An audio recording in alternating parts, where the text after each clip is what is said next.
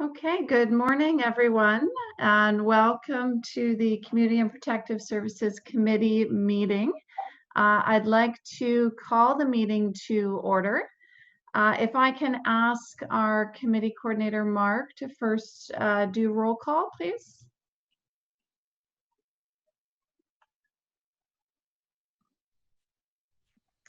Okay, Councillor.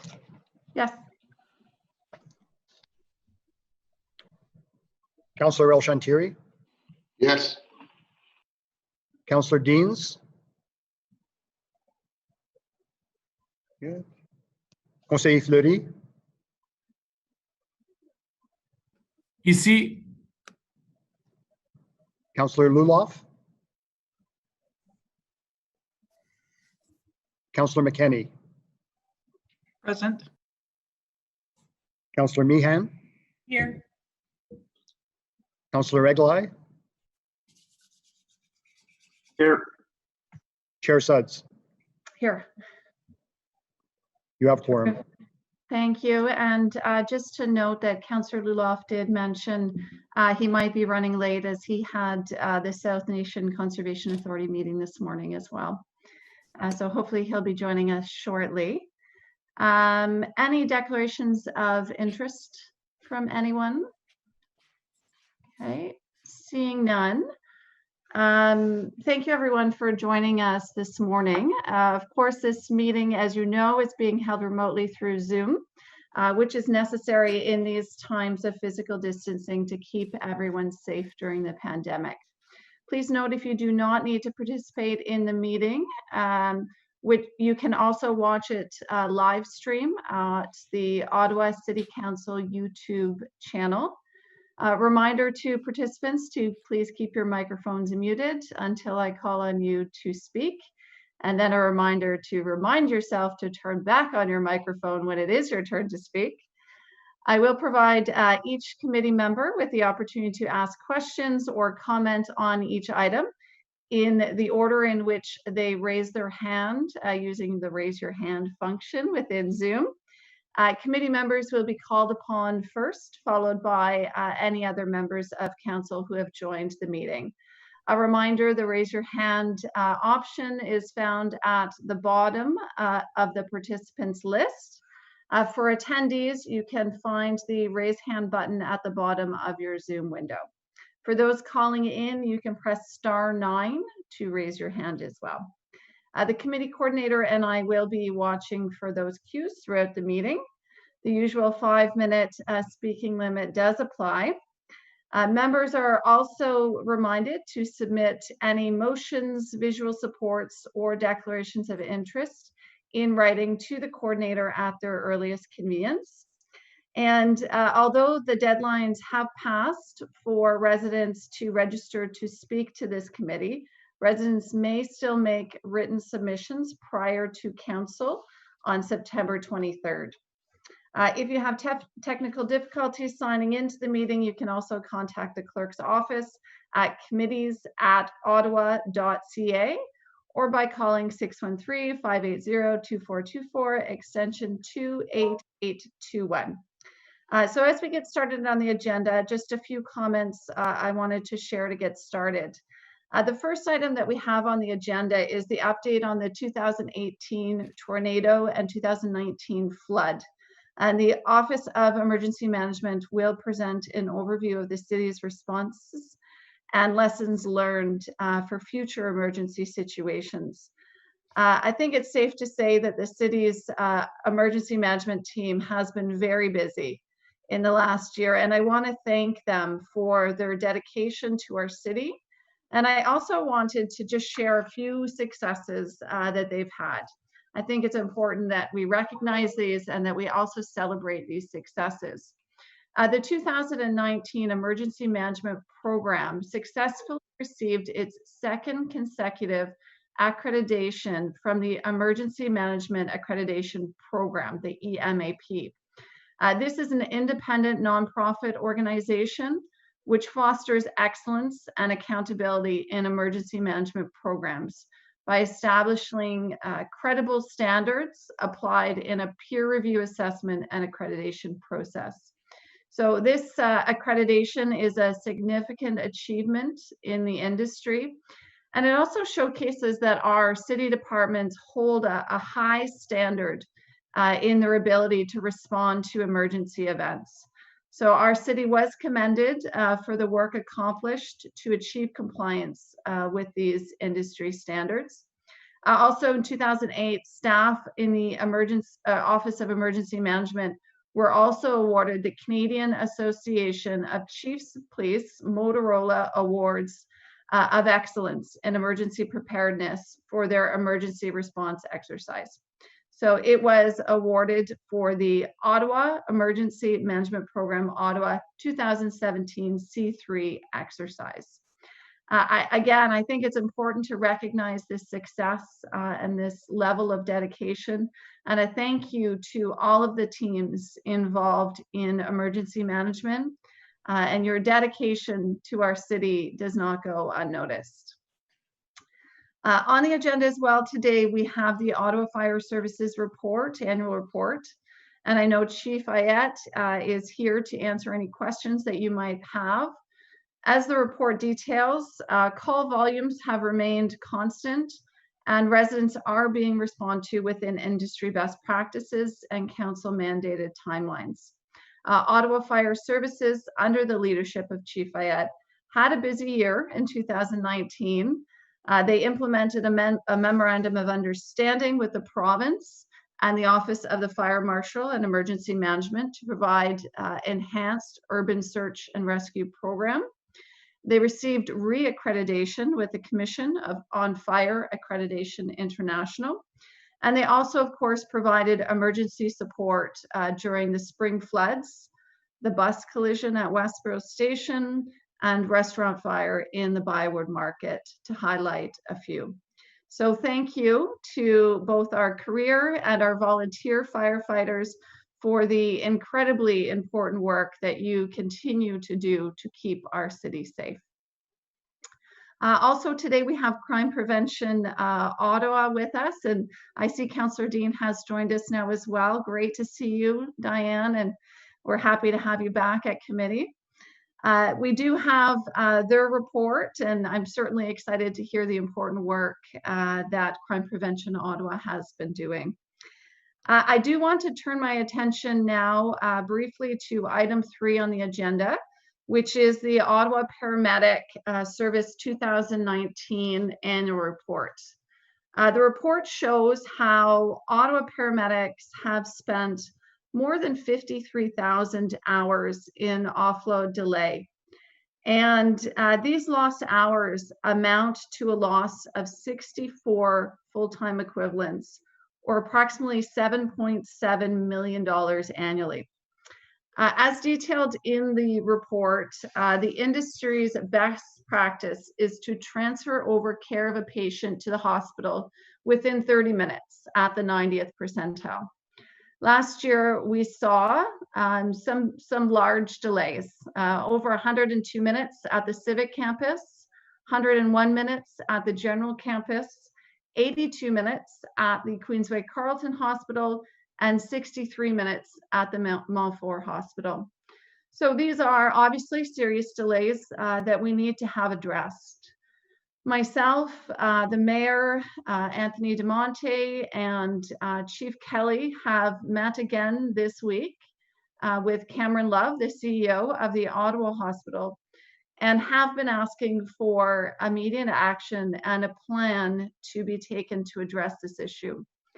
I've also extended an invitation to today's meeting to Cameron Love, again, the CEO at the Ottawa Hospital, Andrew Faulkner, the CEO and President at Queensway Carleton, as well as Bernard Leduc, President and CEO of Montfort Hospital.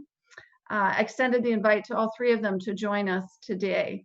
I think it's important to provide an opportunity for the hospitals to join us to outline their plan and steps that they are committing to take to minimize offload delays and to answer our questions from committee members and council members on this issue.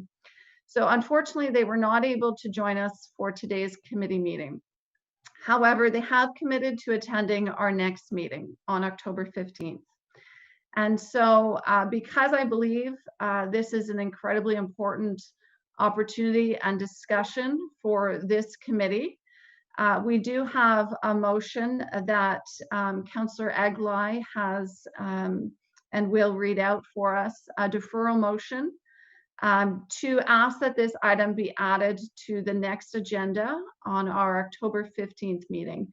And I hope members will support this motion and these steps that I am suggesting. So I'll ask Keith, if you don't mind, if you could please read out the motion. Absolutely, it's on the screen as well, and thank you for your hard work and senior staff in the mayor's office on this. I think what you're suggesting is absolutely appropriate and the way to go forward on this. We need some of those decision makers in the room so we can ask them questions and provide our feedback face to face. So thank you for making that happen.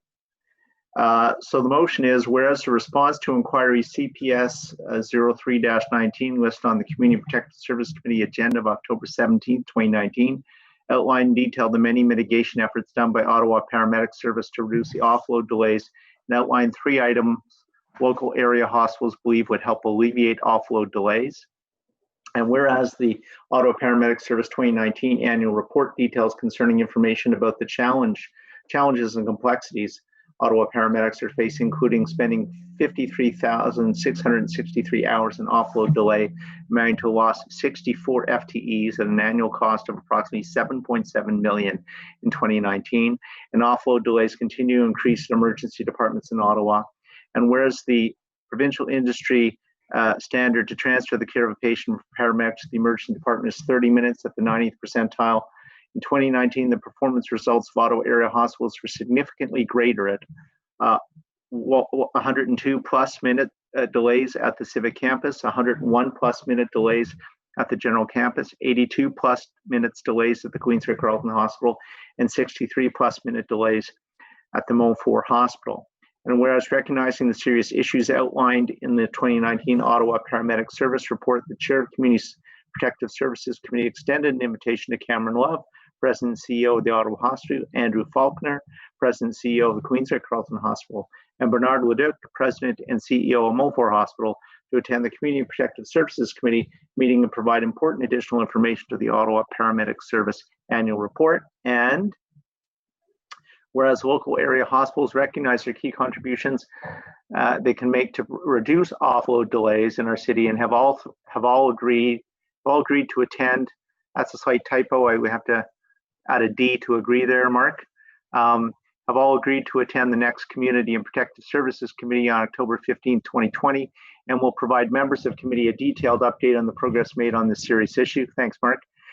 Be it resolved that the Ottawa Paramedic Service 2019 annual report be deferred to the next regular meeting of the Community and Protective Services Committee. Terrific. Thank you very much, Keith. And on the motion? Carried. Carried. Terrific. Thank you very much. Thanks for your support on this motion. I know we all look forward to hearing from the hospitals. And certainly a thank you to both GM DeMonte and Chief Kelly for their work in the last few weeks leading up to this meeting and going forward as we bring the CEOs to the next meeting. So thank you very much. Moving on then in the agenda, we do still need to confirm the minutes of the meeting of August 20th, 2020. Are the minutes confirmed? Confirmed? Perfect. Okay, I will just go through the agenda to see what can be passed instead of waiting on longer. So the first item on the agenda is the update on the 2018 tornado and 2019 flood, which we have a presentation, so I'll hold that. The second item is the status update, Community and Protective Services Committee inquiries and motions for the period ending the 8th of September 2020. There's no submissions or speakers to date on this. Is the report received? Terrific. The third item we've just deferred. The fourth item is the Ottawa Fire Services 2019 annual report. Again, no submissions or requests to speak on this. Does the committee have any questions, or is the report received? I do have questions. Questions? Okay, so we'll hold that. And lastly, we have the fifth report, which is the amendments to enhance the enforcement of the smoking and vaping bylaw. We did receive some correspondence from Hittenburg Community Association in favor. Does the committee have any questions, or is the report carried? I do have questions. Okay. It's technical in nature, but favorable to the report, just to understand. So we will hold that as well then. And then the last item, number 6, Crime Prevention Ottawa, there's a presentation. So we will go back then to the first item, presentation on the 2018 tornado and 2019 flood. And I believe GM DeMonte and Pierre Poirier will be presenting. Thank you, Chair. Good morning, members of committee. Bonjour, Madame la Présidente et membres du comité. Today, we are bringing you an overview of the 2 previous major emergency situations, even as we respond to the current state of emergency surrounding COVID-19. I'm proud of our emergency management program that is coordinated by the Office of Emergency Management and the response by the whole city and its partners working together to respond to these emergencies. It is a true example of the one city, one team vision that we have. Over the past 5 years, we as a city have responded to a wide range of planned and unplanned situations and from a variety of different hazards of over approximately 300 times. Au cours des 5 dernières années, la Ville est intervenue dans le cadre des situations planifiées et imprévues environ à 300 reprises. Some examples of the major situations were the 2015 northern evacuation of Ontario for the fires and flooding, the 2015-2016 Syrian refugee crisis, the Canada 150 celebrations and signature events, the 2017 infrastructure failure on Rideau Street, both 2017 and 2019 spring flooding events, as well as both 2018 and 2019 tornadoes, the tragic 2019 Westboro bus collision, and numerous situations including working fires requiring emergency reception centers, extreme weather, or precautionary boil water advisories. And now in 2020, as you indicated initially, Chair, we've been at full bore, all hands on deck on our COVID 2019 response. Over the last 2 years, the city has also escalated to declare a statewide emergency twice, in the 2019 spring flood, and currently we are in a state of emergency for COVID-19. It is best practice to undertake a review after each situation, and each situation offers us a learning opportunity.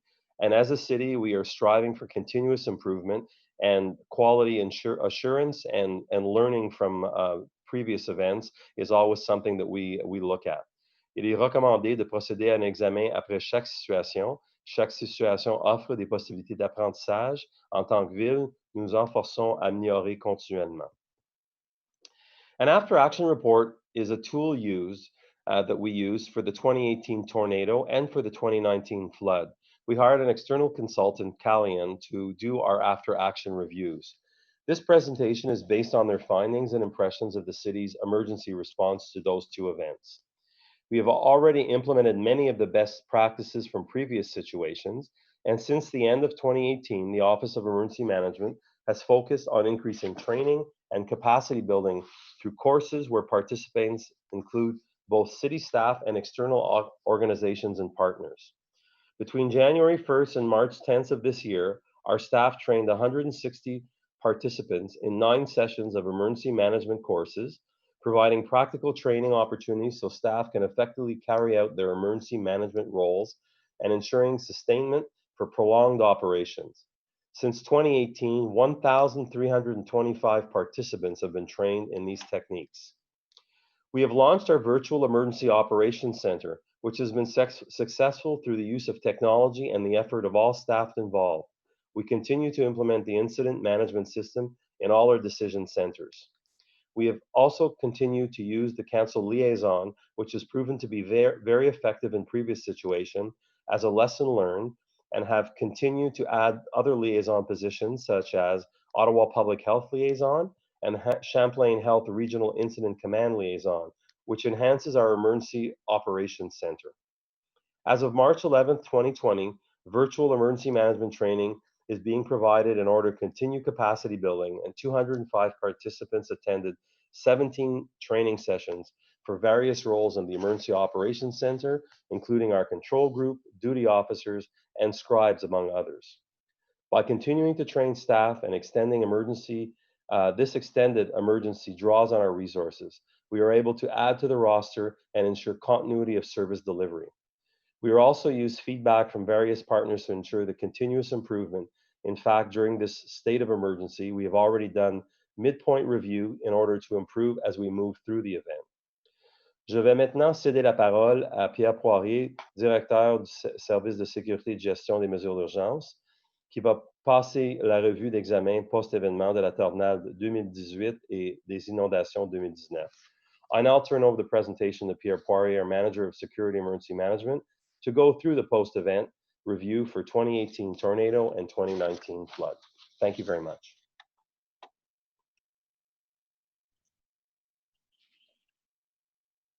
Good morning, Chair and members of the committee. Bonjour, Madame la Présidente et membres du comité. Can you speak up a little bit, Pierre, or get the microphone closer? Oh, sorry. I'll speak a little bit louder. Thank you. Thank you for the opportunity to speak to you today. If we can just go forward a slide here. And once again, yes, we'll stop here. It's important to note that as part of the city's municipal emergency plan, that we operate under a concept of management by objectives. And this picture here is integral and central to the way the Emergency Operations Center operates, with an overall concept of maintaining public confidence. And if you note that all of the other elements around there contribute to that important piece.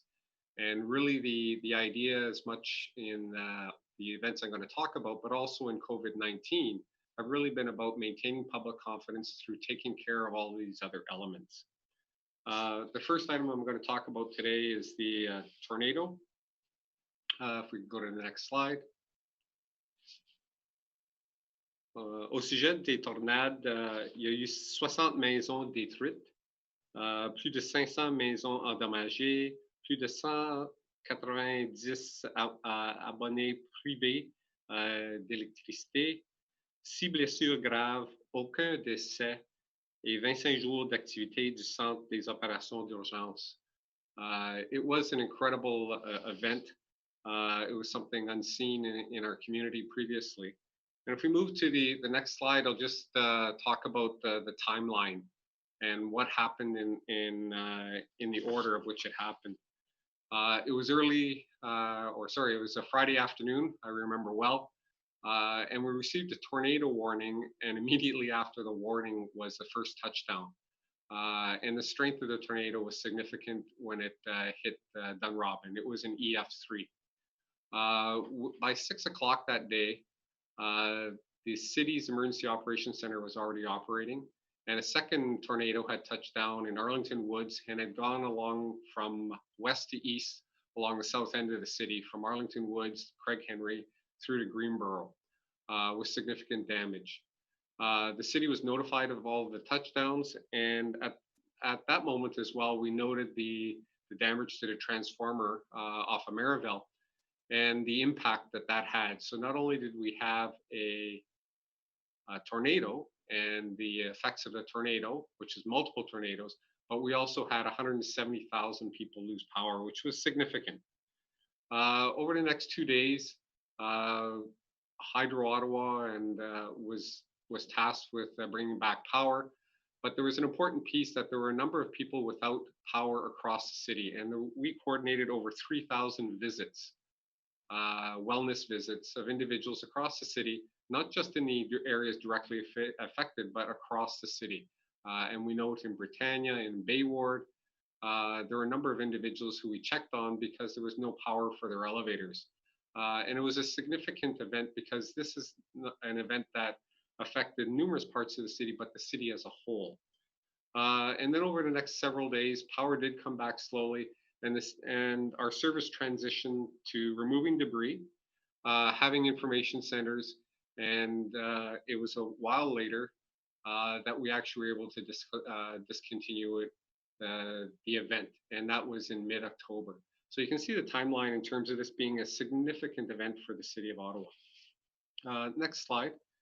Just in terms of the report that came from Calian, where they surveyed individuals who participated in the event, and they noted a number of best practices. And the first one was the use of expertise, where they actually appreciated the fact that we leveraged the knowledge and expertise of other individuals. There was a member of the Calgary Emergency Management Agency who was that we stationed at Dunrobin Incident Command. And although he was only invited to observe, this individual offered essential knowledge and experience from similar emergencies and proved invaluable to our response. With respect to the use of liaison and duty officers, it was an important piece that we continued to mature this process. We had communications teams that had someone from the Information Command Center. We had NGOs, the Canadian Red Cross, Samaritan's Purse, had liaison officers in our Emergency Operations Center. We also had several city departments, had individuals in the Emergency Operations Center, which facilitated better messaging to the public. The councillor liaison ensured dedicated contact with our councillors to reach out for information and follow proper processes for requests. Councillors were better able to communicate with the public at town hall meetings and on the news and in social media. The last one there is the use of web applications. The duty officers supported information exchange and maintenance of situational awareness across departments. And this was really an important piece where we were able to share information electronically. The other piece was the use of scribes and runners, which was invaluable. Since 2017 floods, many people were cross-trained as scribes. During the tornado, scribes were used to support response operations by documenting all relevant information and decision-making at the decision centers and site commands. Interesting to say runners, but runners were individuals that came from several departments, including public information, recreation, and cultural programs that were identified and used as a runner. So they were a dedicated person to carry or relay information and or products between two or more locations, recognizing that this event affected numerous parts of the city. Also that the duty officers located within the EOCs and outlying command centers were actually able to receive and exchange information and products. The creation of a formalized role within these departments supported our continual staffing for this role. Sorry, just in the last one on the web-based applications, I'll also note that we have an internal software that actually allows for excellent sharing of information. We use Survey 123, which was deployed for damage assessments, ensured that information was reported back in near real time and easily shared amongst various departments within the city. Next slide. So following the tornado, there were several initiatives that the city undertook to improve our service.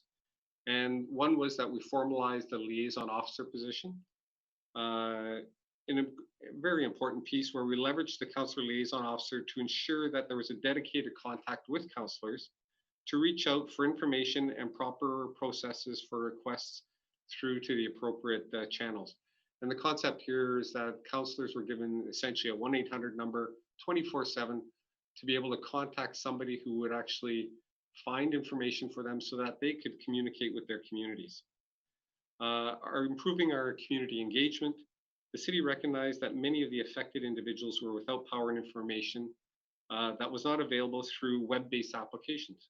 So in certain affected areas, local community associations and councillors organized local town hall sessions to share information with the public. The city also worked with the non-governmental organizations and volunteers to distribute information concerning upcoming information centers via door knockers. So it really was about reaching out to our community.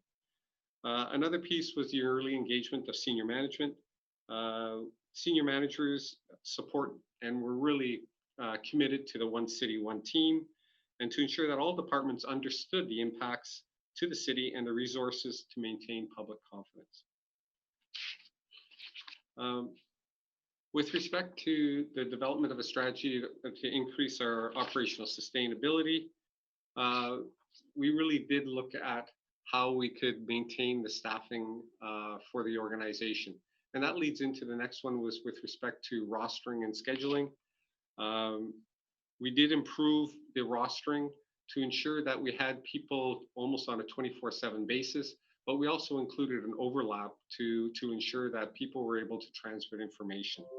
The other piece is that on protracted events, you actually have to schedule time off for individuals.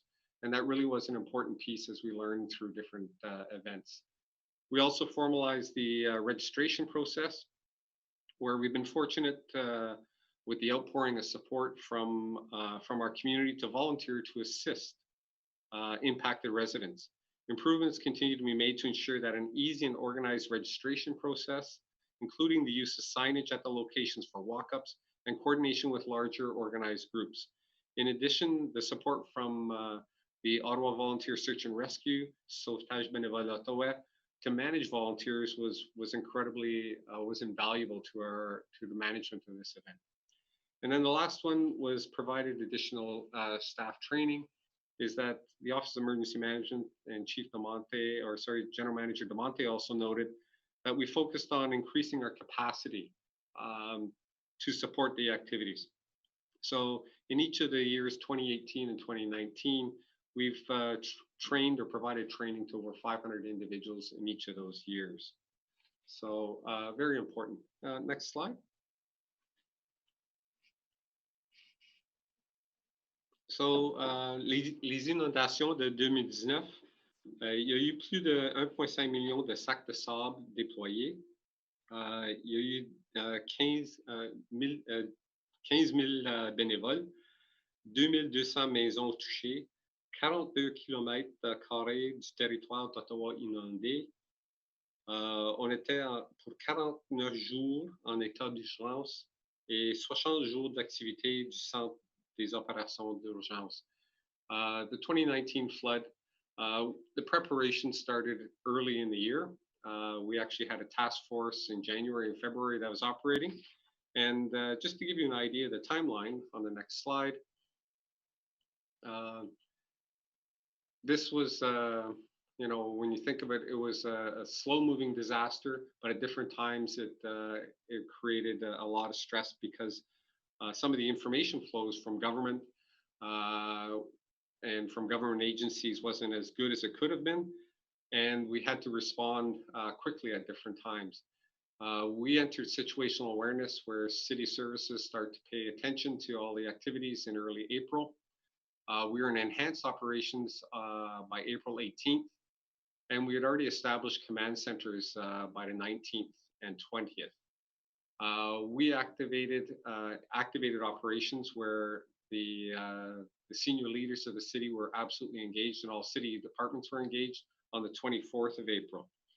By the 25th, we had declared a state of emergency, and this was an important feat because we were able to access the federal government through the Provincial Emergency Operations Center, and military personnel were soon deployed to assist us.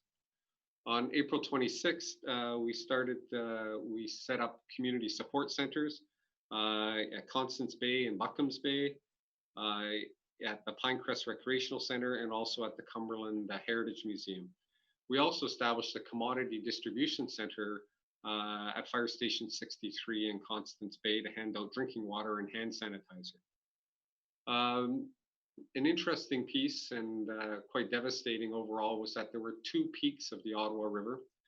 And so for the period from 30th until May 14th, we were dealing with high water levels that did not recede. And by May 7th, it was only May 7th that we actually started our recovery operations. It was June 2nd that another tornado touched down, and thank goodness that no significant injuries or devastation occurred. and that was in Orleans. So at the same time that we were fully engaged in looking at the recovery operations, we also had to deal with a tornado that touched down in Orleans. On June 12th, the mayor ended the state of emergency, and understanding how long an event this was and the amount of resources that this consumed by the city. So in terms of best practices on the next slide, it was noted that our public communications were good, and that people within public information and media relations made an exceptional effort at updating public volunteer organizations, Samaritan's Purse, Canadian Red Cross, and community associations on efforts taken by the city. The public awareness initiatives were considered by many to be one of the successful aspects of the 2019 flood response. With respect to the effective communication, coordination and management of volunteers, the Ottawa Volunteer Search and Rescue OVSAR role in the management of volunteers was exceptional. We were able to tap into Ottawa Volunteer Search and Rescue to provide that service. So they were able to help manage volunteers on behalf of the city and behalf of the community. Volunteer recruitment and the appropriate placement where the needs were higher was vital to the effective management of volunteers. Many respondents, when asked, noted that the volunteer coordination was arguably the most visible aspect of the response effort, with residents relaying their gratitude and appreciation to city staff on site. The third item is with respect to the city's decision to call out resources effectively mitigated further damage to property and infrastructure. The mayor's decision to declare a state of emergency enabled a quick deployment of hundreds of Canadian Armed Forces members to assist with sandbagging. This action also provided the public with comfort and confidence that they were receiving much needed help. The early request for volunteers was also noted to assist with sandbagging, resulted in 15,000 individuals providing the necessary support to effectively fill sandbags and protect many neighborhoods that otherwise would have succumbed to the rising water levels. The last one may seem a little bit odd, but GIS mapping was really enhanced our ability to deal with this situation and assisted in our decision making. The mapping tool was an effective and quick method to capture flood levels, water elevations, and identify areas or zones that required a response. The maps were helpful in quantifying the hazard in a manner that the public and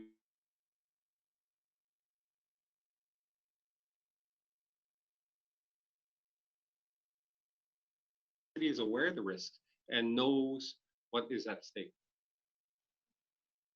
The mapping tools enabled responders to gather information, to gather damage assessment in real time and allow managers to see progress immediately. This was a more effective process.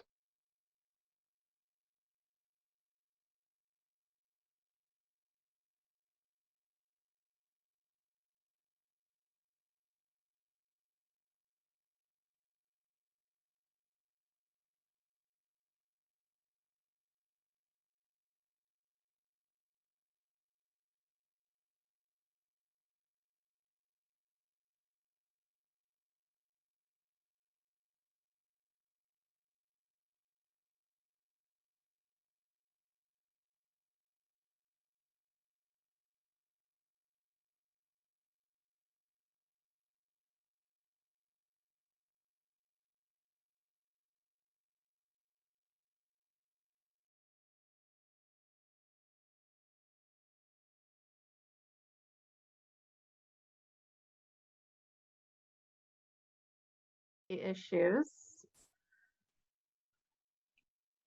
It's looking like we might all be back. Apologies, Pierre, we've disrupted your presentation. Give us a minute, we will get it back on screen and carry on.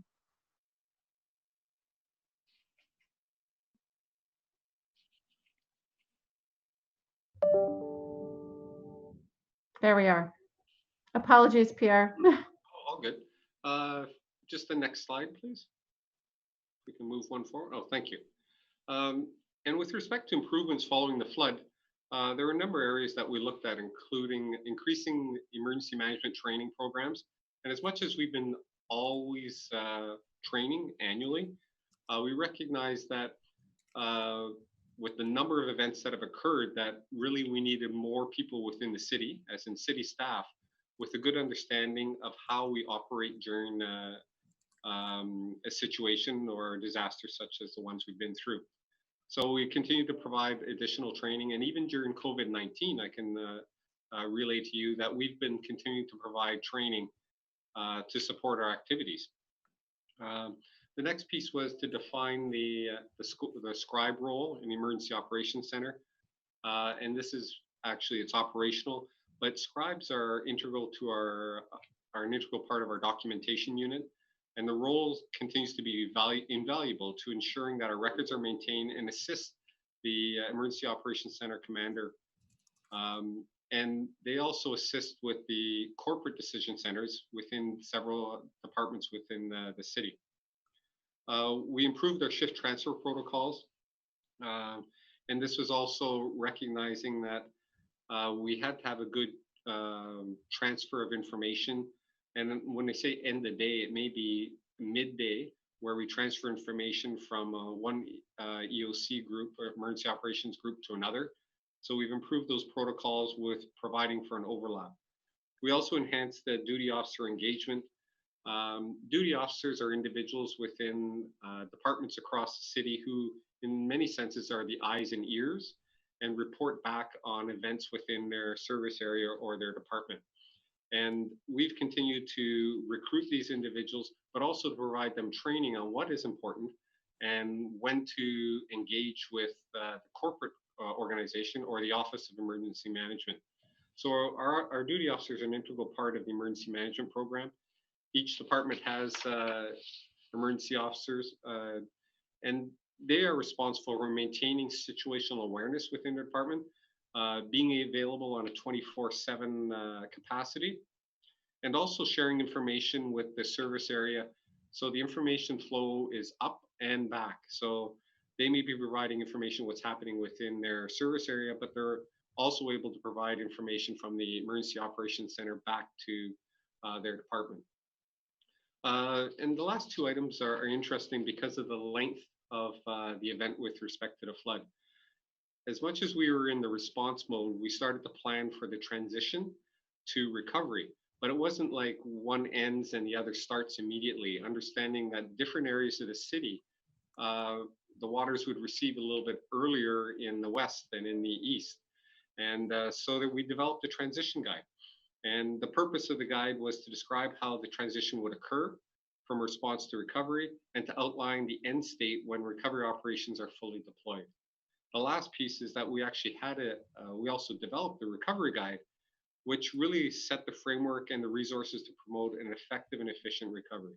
The guide identified key stakeholders, including the human needs group, the debris management group, and the volunteer management group, a residential remediation group, and even an infrastructure group. All important pieces that touched on the lives of the community almost as a whole. So very important pieces that, as much as we think all about the response, the recovery really is an important piece for the community as a whole.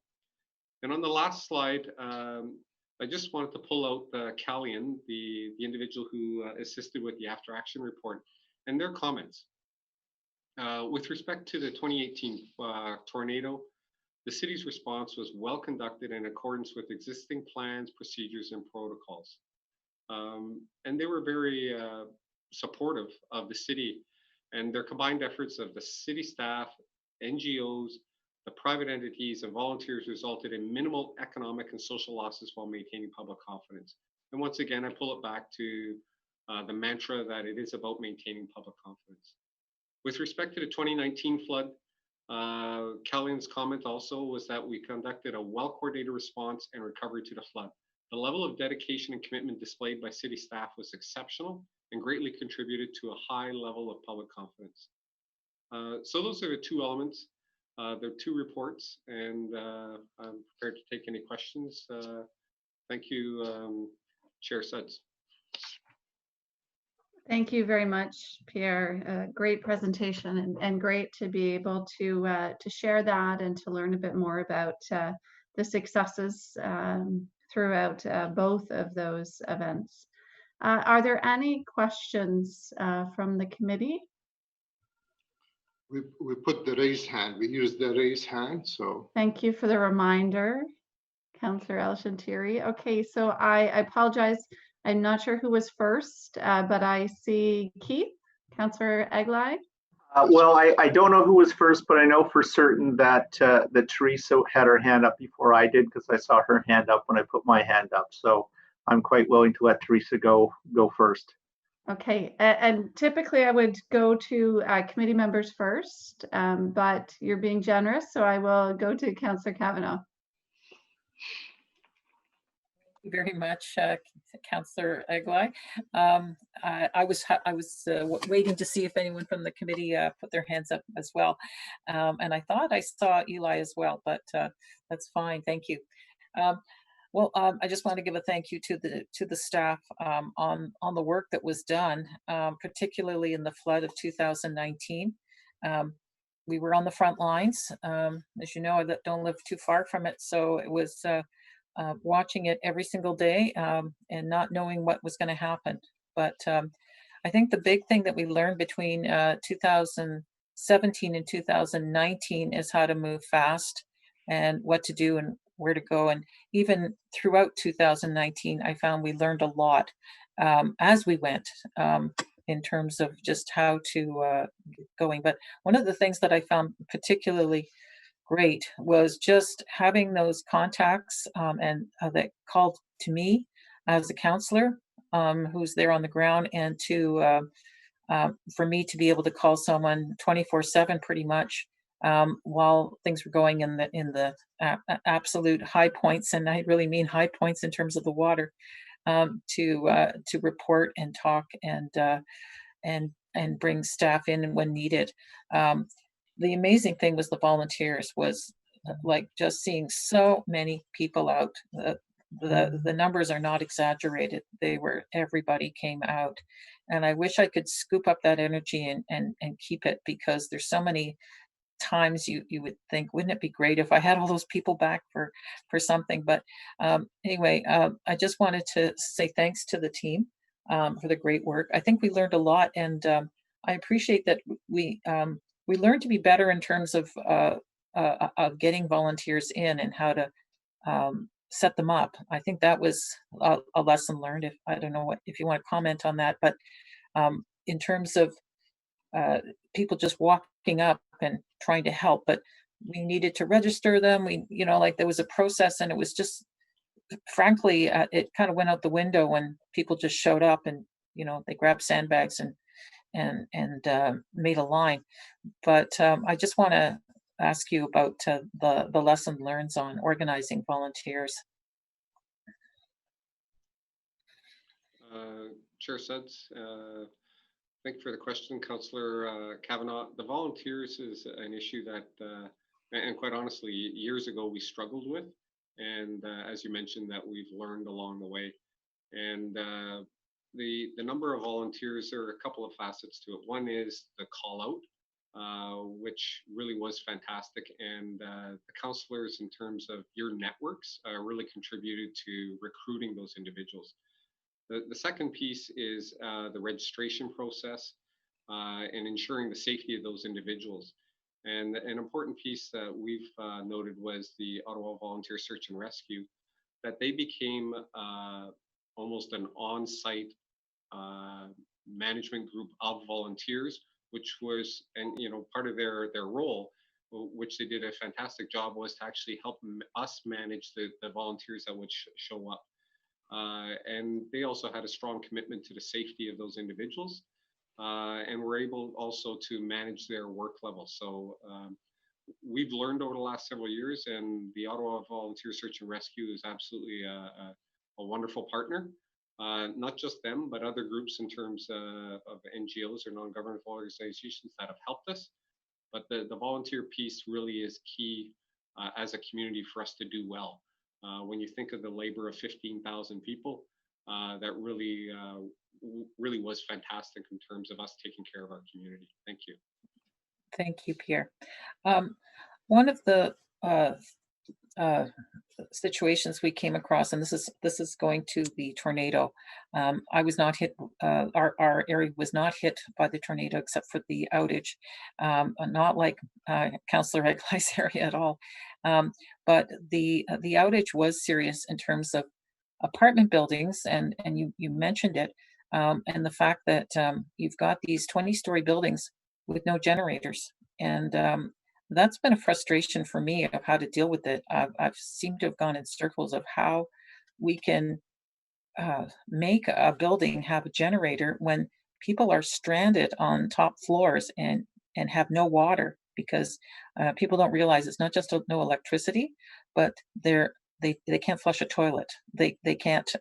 They have no water, and they're in the dark, and they're stranded because they're it's only the buildings like condos. Then OCH was good. They have generators, but I'm still frustrated that there's no way to insist that generators be put in older buildings that where people are stranded for days on end. Because I hate to think we're going to have it happen again. But what can we do? And should we be working with our partner at the province level? What is it? I've tried to find the answer, and I haven't come up with anything. Chair Suds, with respect to the scenario described by the councillor, and there are a number of buildings that were recognized in this process along Ambleside and in particular in your ward, councillor. Yep. The important piece was that when those buildings were built, they met the building code at the time, so they would have emergency lighting in the stairwells. But if you're 20 floors up and you may have mobility issues, that's a very difficult task. I've been in discussion with Chief Ayotte on the issue of retroactive improvements to these kinds of buildings.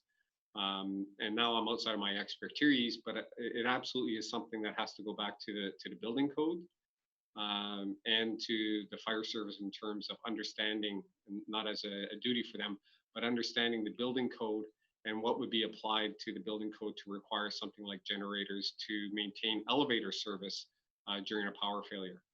And I don't have the answer. I've made inquiries with respect to that issue on the building code. And through building services within the city, and they have started that discussion, but that's kind of where we're at today. Yeah, I felt like I was going in circles trying to get an answer to this, and I'm very frustrated. And it's only a certain number of buildings, because it's older buildings that were and that didn't, and most of them are apartments rather than condos, because the condos had boards and they did their own thing.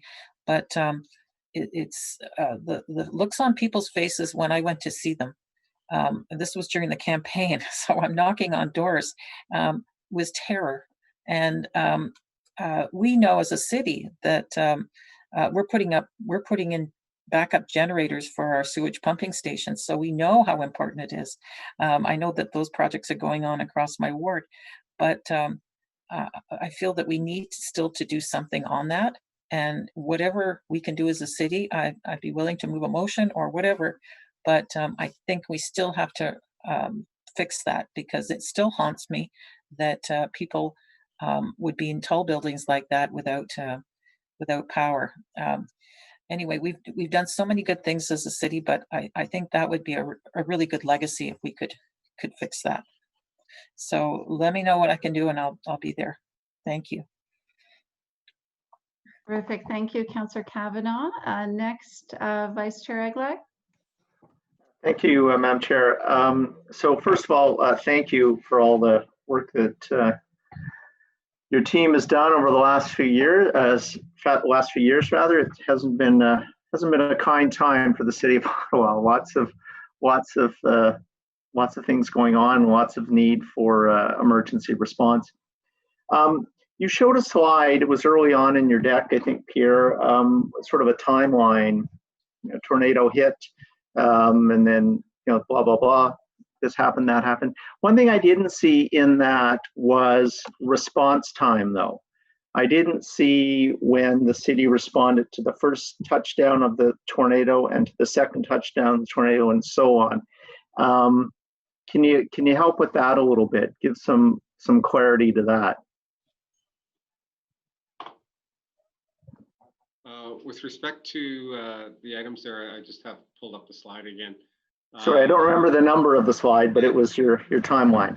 When the first touchdown occurred in Dunrobin, the fire service, paramedic service, police were immediately dispatched, and their response was I don't have the exact minutes, but it was within minutes, because the tornado we had some warning had already touched down in Renfrew County.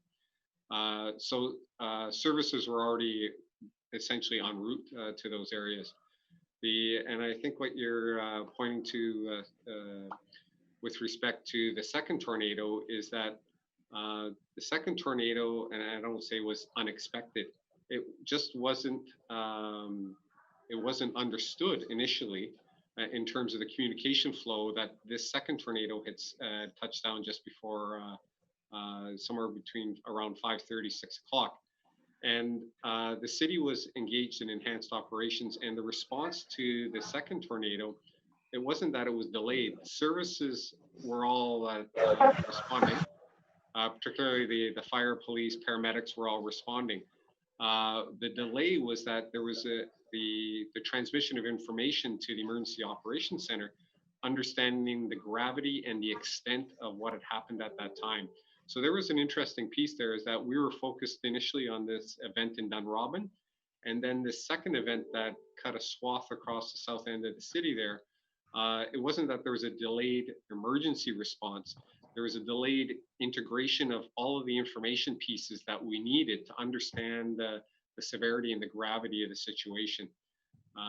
So that was kind of it was a difficult part to integrate all of these information pieces in such a short time frame. And if I think that's what you're referring to, is that the Emergency Operations Center was fully engaged for the Dunrobin event, but it took us a while to catch up to the severity of what happened along the south end of the city. Yeah, I raised it, Pierre, because there was absolutely a perceived lag in response time to Craig Henry, Trent Arlington, Mannerdale, and what that led to was those communities stood up themselves. So a volunteer hub was set up at Arlington Woods Church. Woodvale Church jumped in, and the city eventually ended up using Woodvale for a week, 10 days or more as our hub. The community associations had people on the ground almost immediately, working to help people clear things and checking on people in their homes and that sort of thing.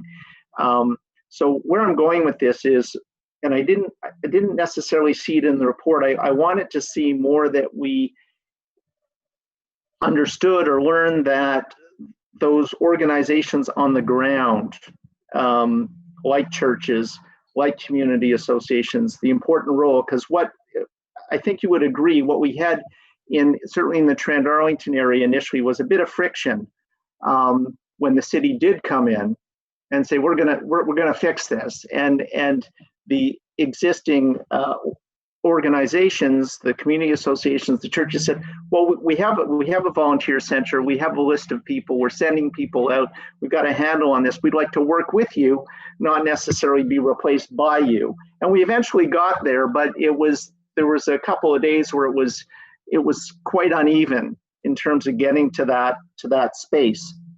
So what I would have liked to have seen in the report is in the lessons learned is better connectivity with our community groups on the ground, with our community associations, our church, our service organizations on the ground, because they, very much got engaged. And I know I'm not going to speak for Eli, but my understanding is in his area, sort of grassroots, if you will, people just bounced right up and said, let's get this done, and we're out on the streets and what have you. So it's not in any way to diminish what the city did. I just wanted to see in this report something that said we need to work at that connectivity between the people on the ground, the people who live in those communities and want to help, and the city operations. And so if you can comment on that, like I said, I would have liked to have seen more of that in kind of the lessons learned or the steps implemented going forward. Chair Suds, an important comment from Councillor Eglai. And there absolutely is an appreciation of what you just touched upon in terms of that delay and the initial coordination with the local community associations, churches, service groups, or just individuals in general. And maybe it's not that so much it didn't appear in the report, but it is something that the Office of Emergency Management has taken on as something to improve. I know in Councillor El Shantiri's ward, we've met with their community association on several occasions just to start to work out how we can basically articulate our services so that there isn't any delay and so that there isn't any friction and that we can work cooperatively in a smoother fashion. And very much a fair comment. And there has been a reach out to Woodvale, the church within your ward, Councillor. And we've also had that discussion of, because they're absolutely committed to helping their broader community. And we've had discussions with them on how we can better articulate when something does happen. So fair comment, well taken. And it is something that we're already working on, but maybe wasn't as well transmitted within the report. So thank you for that. So if you can keep me posted on that and developments, and if you need any further contacts in my area to meet with and have those discussions, please let me know, because you know, the city did a lot, no question about it, but so did people on the ground. And you know, I think we were better for that. We were better for that, people coming from sort of the professional side, but also from the volunteer side. So anything we can do to solidify that, maybe we can take it offline and talk about it a little bit more, but I think that's really important. Thank you, Madam Chair. Thank you. And I see one more hand, and that is Councillor Brockington. Thank you, Madam Chair, and good morning, everyone. I'm a little late to the party. I'm sorry. Just a question to Mr. Poirier. Can I get an emailed copy of your presentation? I haven't seen where I can access that. Chair Suds, yes, I'll forward the presentation and I'll forward it to you directly, Councillor. Thank you. I just noticed on the last slide that was displayed, the Hunt Club neighborhood was not listed, sort of a bug of mine that I've had, because Hunt Club keeps getting missed in our discussion of tornado impact. Certainly, I don't want to take away from the severity of West Carleton or even Trent Arlington that our neighbors in these communities felt. The impact of the tornado in Hunt Club was nowhere near as severe. But I just wanted to echo what I heard from Councillor Eglai, and I was in the community when the tornado went right above us in the community center. We saw it come right at us. It hit the Quarry Co-op immediately to our east and devastated that co-op. A number of homes were uninhabitable after that tornado hit, and there were a number of residences in the ward. And immediately after touring that area, I called the city manager and I said, I need resources, I need help here. And the city manager was not aware of the devastation in the south end because the word hadn't happened that Hunt Club and Greenboro had been hit as well. Certainly, he apprised me of what had happened in West Carleton, and there were reports coming in at that time that Trent Arlington had just been hit, but he was not aware of, I guess, the scope or the journey that this other tornado had taken. So echoing those thoughts, what have been asking for a number of years is assistance in prepping my community for future events where we have to help each other, because our emergency services may be stretched because they're going to be deployed perhaps to other neighborhoods where they have been impacted harder. And I'm not necessarily talking about a tornado. It could be an ice storm where we have power out across the city. And I'm looking for assistance where we prep churches and community associations and other social and community groups of what do we need to do in the first 48 to 72 hours? What type of help can we assist the city? Do we go door to door? Do we make sure people are okay? Do we remove tree limbs from streets? Those types of things to make sure sort of basic services are met. And I apologize if it's in your report, but that is the main takeaway I'm looking for. As I look, quite frankly, Councillor Eglay, I think the fact that your community came together in the manner they did is a success story. It should be copied and replicated. And that's what I'm looking for is some assistance. How do you do that? How do we ensure that we don't put citizens at risk from getting hurt and adding to the problem of people needing help? But in the time when city resources are stretched and can't be everywhere, how can we as the community help one another? And so that's my main ask coming out of my experience from 2018. Terrific. Thank you, Councillor Brockington. I see Councillor El Shantiri has his hand up. Just for the record, I had my hand up first, so Apologies. put that on the table, but that's okay. This is a good discussion, good question from my colleagues, and the last time we heard from when we were at the flood 2019, the general manager Tony and Steve Kay were together, and they said to me, "You had 2 floods and 1 tornado. So what's next?" So surely to God, I wasn't thinking COVID is going to be next, but sure enough, COVID is next. So kudos to staff, and especially to Pierre and his team and everyone, fire, service, paramedic, you name it, public works. We learned a lot from the flood 2017 and flood 2019 and the tornadoes.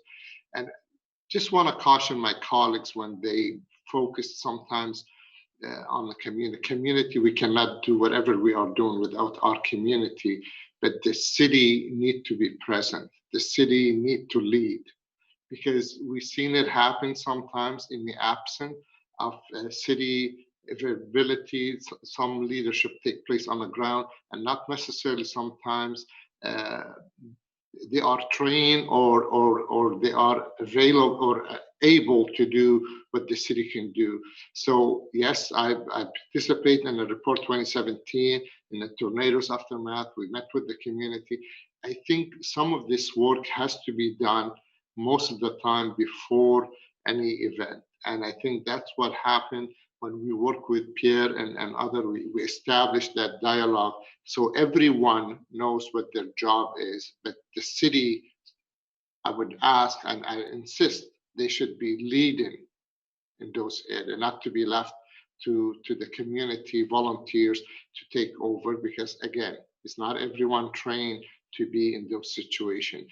But Pierre, one area I didn't hear you talk about, we had brought all the NGOs from the Canadian Armed Forces to the community volunteers, and they have training together, all the NGOs, all the emergency service to get together after the tornadoes in Dunrobin, and we had this training together, and I didn't see it anywhere in your presentation, the large training we did in Pinnis Point.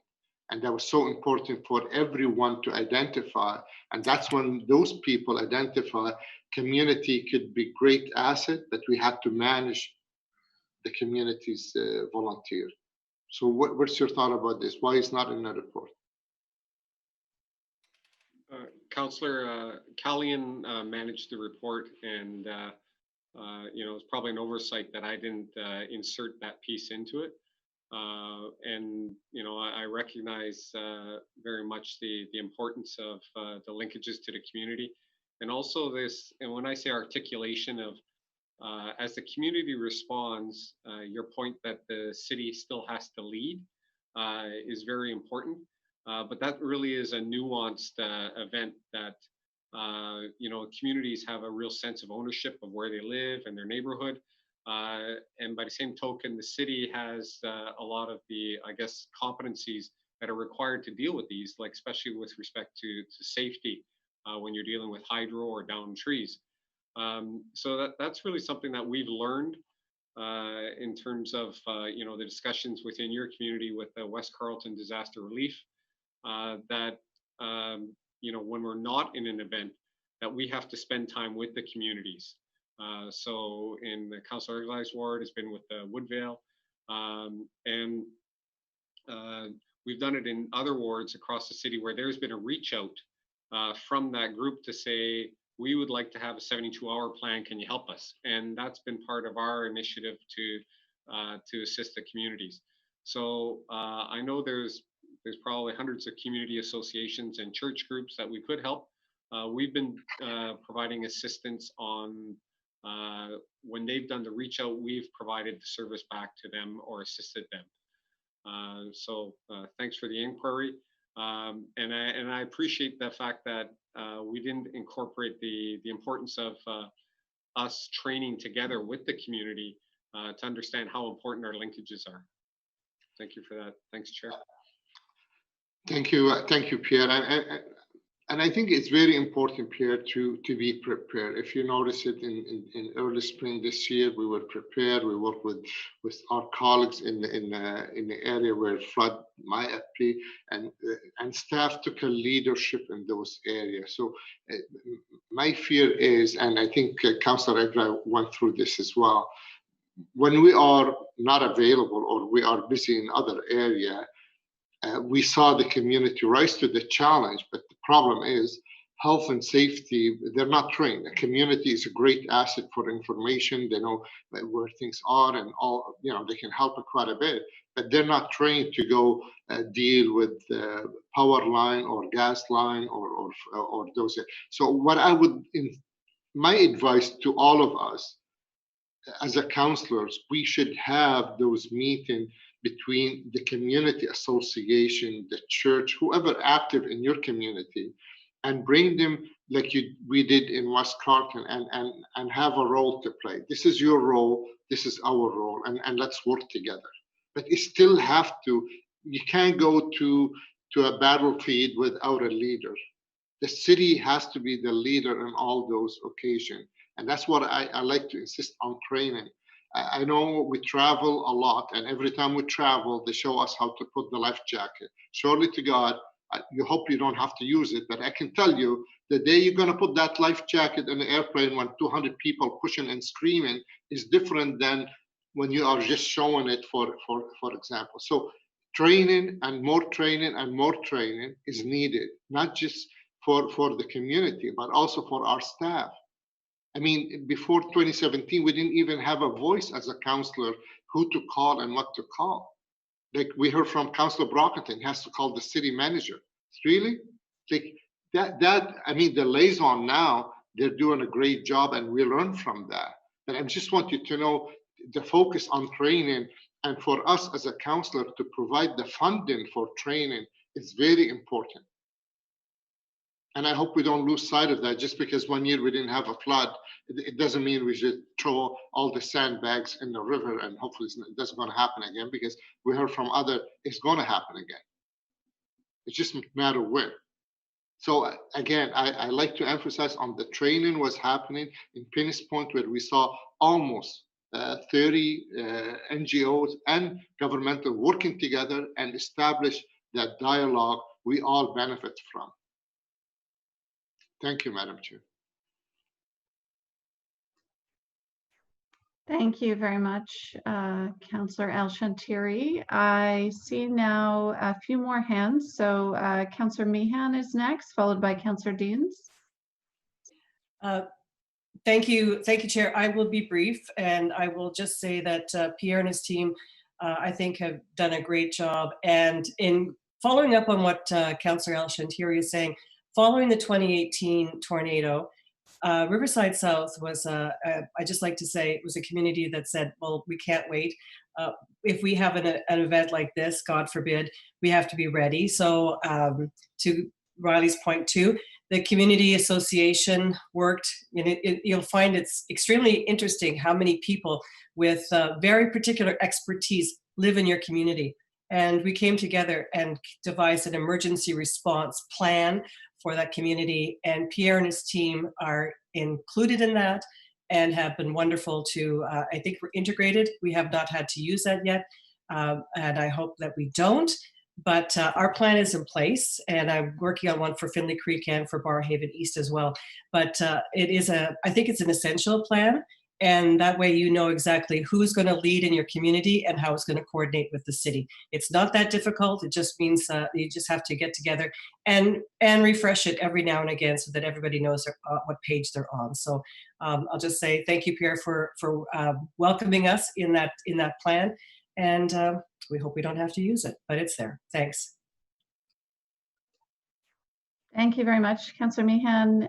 Councillor Deans, did you take your hand down on purpose? No, I wanted to speak. Okay, you're next then. Thank you, Chair Suds. I just wanted to follow up on a few things that my colleagues have touched on, starting with Councillor Brockington. He was talking about Hunt Club not having been identified. And I can tell you the devastation, although maybe not on the same plane as Dunrobin or Arlington Woods, was quite significant in Greenboro. And that was, I think, Environment Canada that sort of left us out of the loop, because Environment Canada did not initially recognize a touchdown in Greenboro.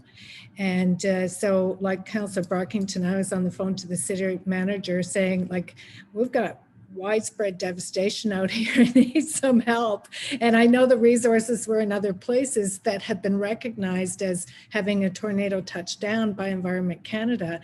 And they eventually did recognize the touchdown in Greenboro, but it took some time. And I can tell you when I went out there, there were trees down, blocking roads everywhere. There were people out with chainsaws. There were hydro lines down. I'm like, I don't know if this is safe. And nobody had any power. Hydro Ottawa was doing an amazing job trying to get the power back on and deal with wires down. But it was quite a scene out there. And I felt a bit at loose ends at the time, because I know resources were deployed elsewhere, but it seemed like there was no recognition that there was a significant scene going on here, and not a lot of help in sight at the time, except for the locals that came together.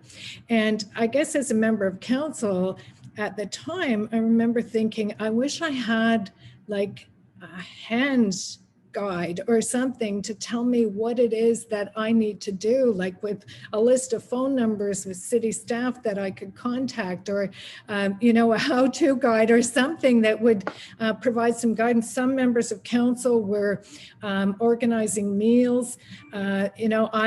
I found an open Tim Hortons that had power and took coffee, because nobody had any power. They didn't have coffee, they didn't have food. So, I delivered stuff to people that were out working on the streets, but it was a really sort of an ad hoc effort, especially in those early hours. So when we talk about training, I agree with Councillor El-Shantiri. Training is key. I think some training for members of council might be a good idea too, as leaders in our own communities, and maybe some, maybe a hand guide or something that would at least give us some phone numbers or some key people to connect with, depending on what the situation is, because in those first 48 hours, I felt a bit loose ends, and that we were not being acknowledged. And the one other thing, you talk about communications, which was good, but I did hear retrospectively from a lot of the seniors in the seniors towers in my community that they really felt cut off, because they weren't connected they don't have cell phones, they don't have modern technology necessarily to the same extent that younger generations do. There's no power in those buildings, the elevators are shut down. They don't know what to do, if they need to stay in their units or they should come out. They don't know what's happening because they don't have radio, because there's no power. So I think a plan to address that connectivity with our older residents as well is a good idea. And I think those are all the points that I wanted to raise, unless you have a comment about any of that, Pierre. Chair Suds, thank you for the inquiry. Just to put this back in context, and I think you mentioned the Environment Canada reporting. So initially we understood Dunrobin had been hit. And then information trickled in about Trent and Arlington. And, you know, honestly, until we heard later that it had touched down both in Hunt Club and Groomborough, it was one of those delays, admittedly, that we didn't know about this. The emergency services were responding, but the city organization as a whole had not caught up to that in the first initial minutes, and absolutely that's true.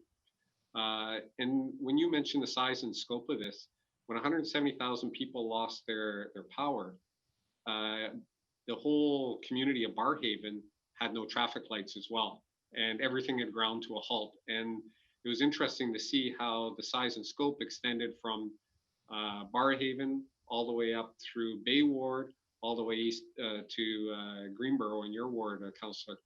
And the interesting piece is that it took us a while to understand the size and scope of all of the other impacts that had occurred. Interesting point you bring forward is that on our work plan for this year was to actually have a session with councillors on the emergency management plan and the municipal emergency plan on how we can assist you. And part two is as we mature this councillor liaison, you know, and admittedly years ago, or say in 2017, it took us a couple of days to get that set up so that now we could be in continual contact and provide the 1-800 number to each of the councillors. Well, you know, and honestly in 2018, 2019, didn't realize that the councillor liaison position becomes almost the first priority as we establish something, is that let's get out to all the councillors immediately what the 1-800 number is so that we can actually receive all the information. You know, collectively throughout the city, there's a real appreciation for the networks that all of the councillors have and how valuable that is to us to operate. That you have the social media contacts, you have the networks within the community associations, you have a lot of the groundwork to get information out. And our ability is to, or you know, what's incumbent upon us is to establish that councillor liaison as fast as we can. And you see through COVID, that was one of the first items that we did. We're up to, I think, 2,200 inquiries on COVID. It really is, you know, there's a whole commitment from the city now on this item. In December of this year, we actually wrote the councillor liaison position into our emergency plan as a requirement, an absolute. So we're absolutely committed to that. You know, I really do have an appreciation for how this the event evolved, and some of the gaps that we had in terms of our service delivery, and some of them were particularly in us receiving information in a timely manner. Like from a life safety point of view, the emergency services, fire, police, paramedics, they continue to respond to all of those events. It was that we didn't have the coordination on the back end. Because I remember, I think I was speaking with you, Councillor, with respect to the high rises on Albion, that as much as I had spoken with Councillor Kavanaugh and the high rises on Ambleside, you had individuals who were in the same predicament that it took us, I think, almost till Sunday for us to do wellness checks on those individuals. Yeah. And this was about, honestly, we couldn't collect enough information fast enough to know the size and the scope in that Friday overnight period. And Saturday was a tough day. And it wasn't until Sunday that we actually started to plant our feet well in terms of how we can move forward. So thank you for the comments. You know, honestly, that was an incredible learning experience for us in terms of how to collect information so that we can actually deal with items. Everything from the Quarry Co-op in Councillor Brockington's ward to seniors on Ambleside, that honestly, there was a 24-hour delay. To the church in Councillor Eglai's ward that was already up and running, and we had a disconnect with them for the first 24 hours. Absolutely. So those are kind of the overall learning experiences, and you know, collectively, the Office of Emergency Management and the city as a whole has a real appreciation for how we have to get information as quickly as we can so that we can start to mobilize the resources to provide what Councillor Chaltier was talking about, the leadership on the ground with the sensitivity to the local community. Thank you for that. Thank you. Well, I think with global warming, it may well be that we see more of these kind of events in the future. And unfortunately, we've seen enough that we seem to be getting fairly good at it.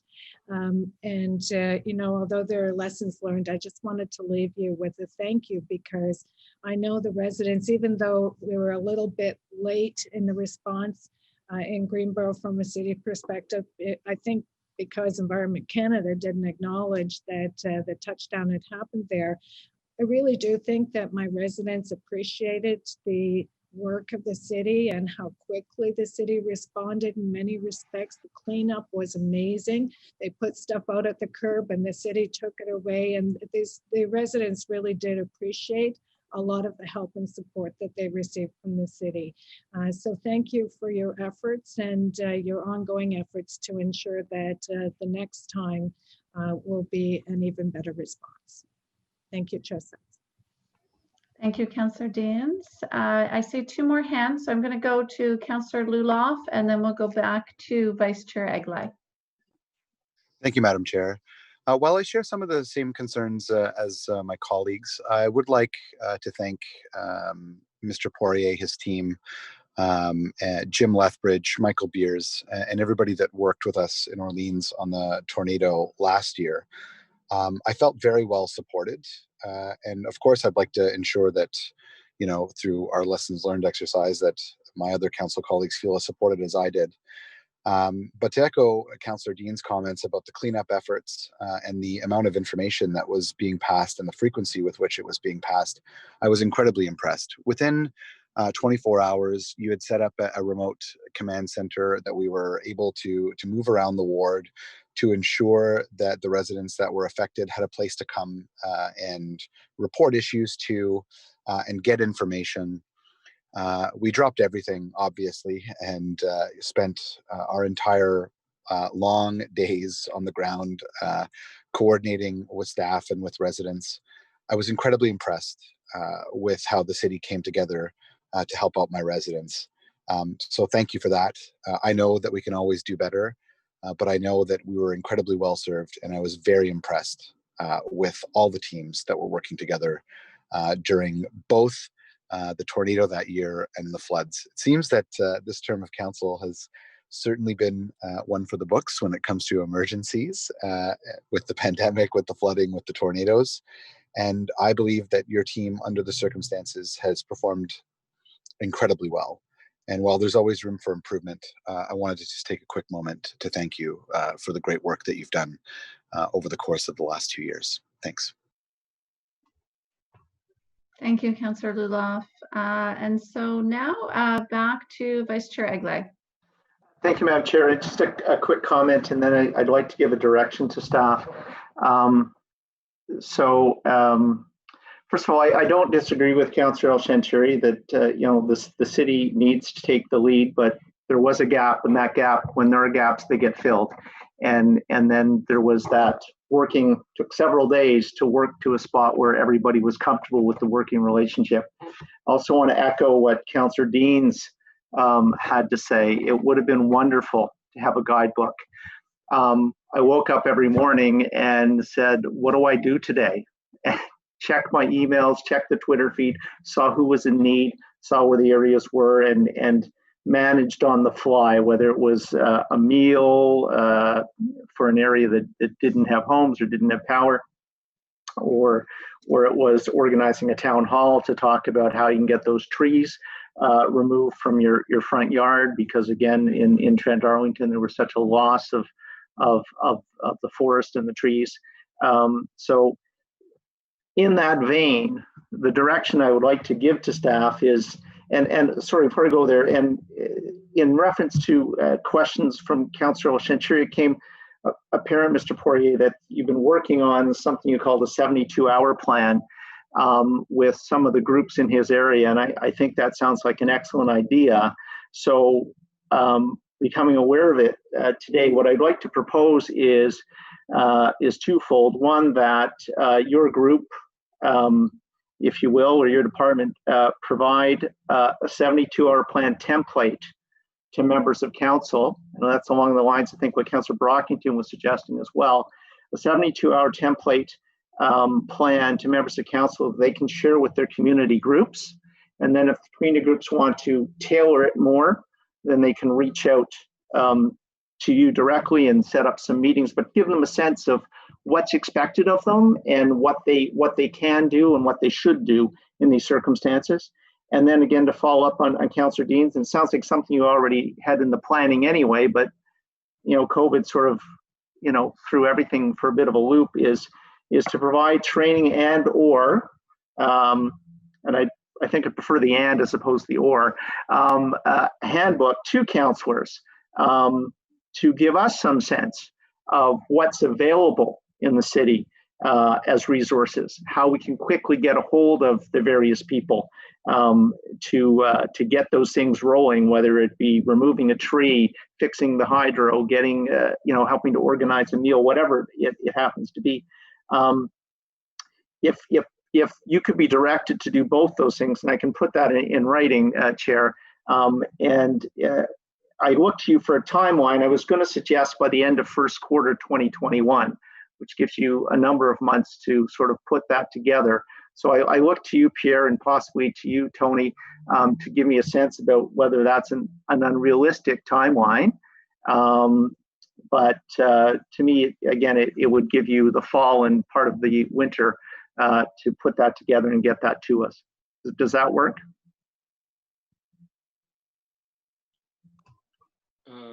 Chair Suds, yes, we're able to comply with that timeline, and the requests are reasonable.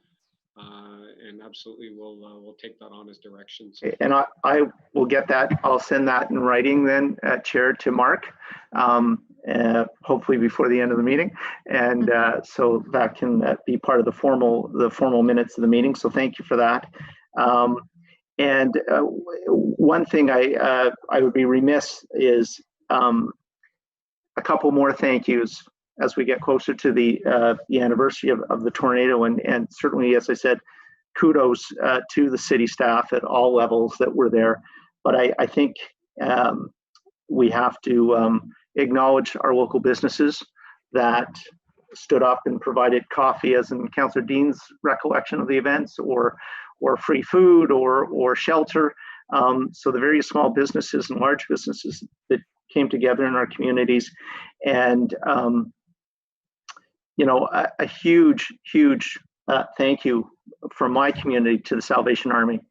They were such a support in organizing the meals for people in the communities that were hardest hit.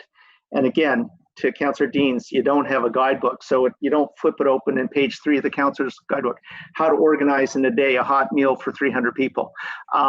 We don't have that expertise, but they do, and they were so helpful. And I would be remiss if I didn't mention that again.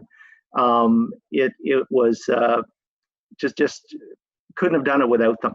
And they were there, they were cheerful, they were helpful, supportive, every positive word you can think of. So I just wanted to share that as well. And again, Chair, I will get that direction to Mark before the end of the meeting. Thank you. Wonderful. Thank you very much, Vice Chair Eglai. I do not see any other hands raised. So again, a thank you, Pierre, to you and your team. Thank you for bringing the report forward today as well. I think this is an important discussion. So with that, is the report received? Okay, received. Fantastic. Thank you very much. So now we are moving to number 4, the Ottawa Fire Services 2019 Annual Report. I know that GM DeMonte and Chief Ayette are available for questions. So just looking for any hands raised, questions on this report. And I am seeing, I'll go to Councillor Meehan first, and then Councillor Kavanagh. Okay, thank you, Chair. I really just have one question. I want to thank the staff for their report. When it talks about response times, do you break it down into incidents? Like how many active working fires were responded to in 2019? in comparison to some of the other activities. I'd like to know that.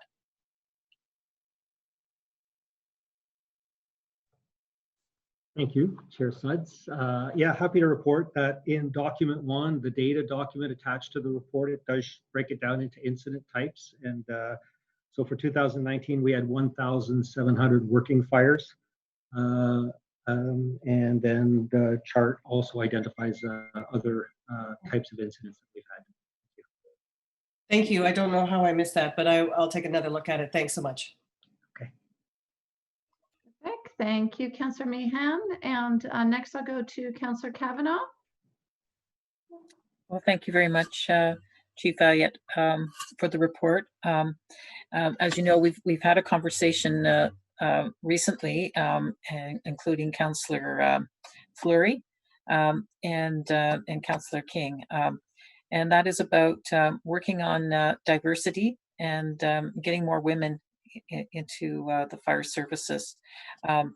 We saw the graduation picture, and it just wasn't good enough yet. And I know you've got the program for the young women, and we talked about this in terms of recruiting more at different stages, and more mentoring was one of the recommendations that we came up with. But I just wondered if there's anything since the report that's being worked on in terms of recruitment on diversity and inclusion. Yes, thank you for that question. Through you, Chair Suds.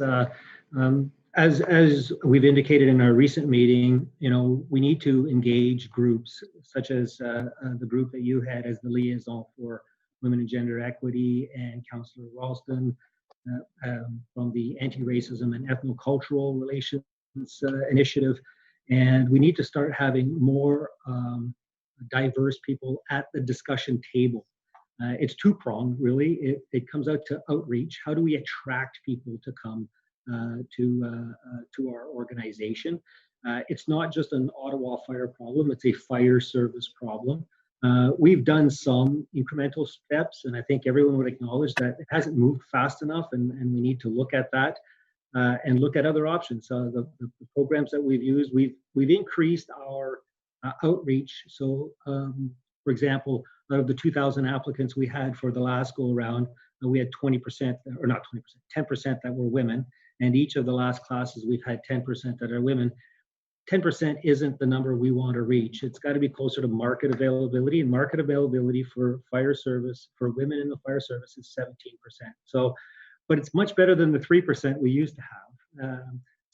But we still have a lot of work to do, and I think that it's two-pronged, as I indicated. It's outreach, it's getting people attracted to the organization at a very earlier on in their development, so early in high school, and start to show them that Ottawa Fire is a job for everyone, and it's a very appealing job, and it's great to help your community. And so our outreach needs to focus on that. And then secondly, more immediate, is our recruitment process. And the recent class only had 3 female firefighters out of the 20 or 16 that we've had. And like, I agree with you, we need to do more work, and we need to do it quicker. The challenge really is how do we attract more people to the organization.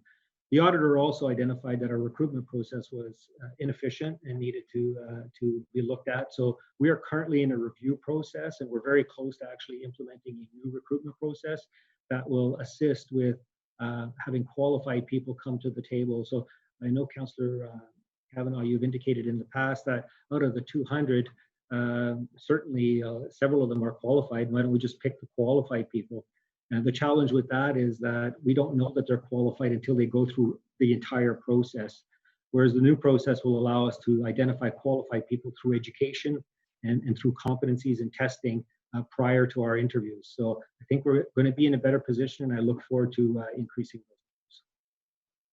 those. On a positive note, I noticed a promotion of a woman,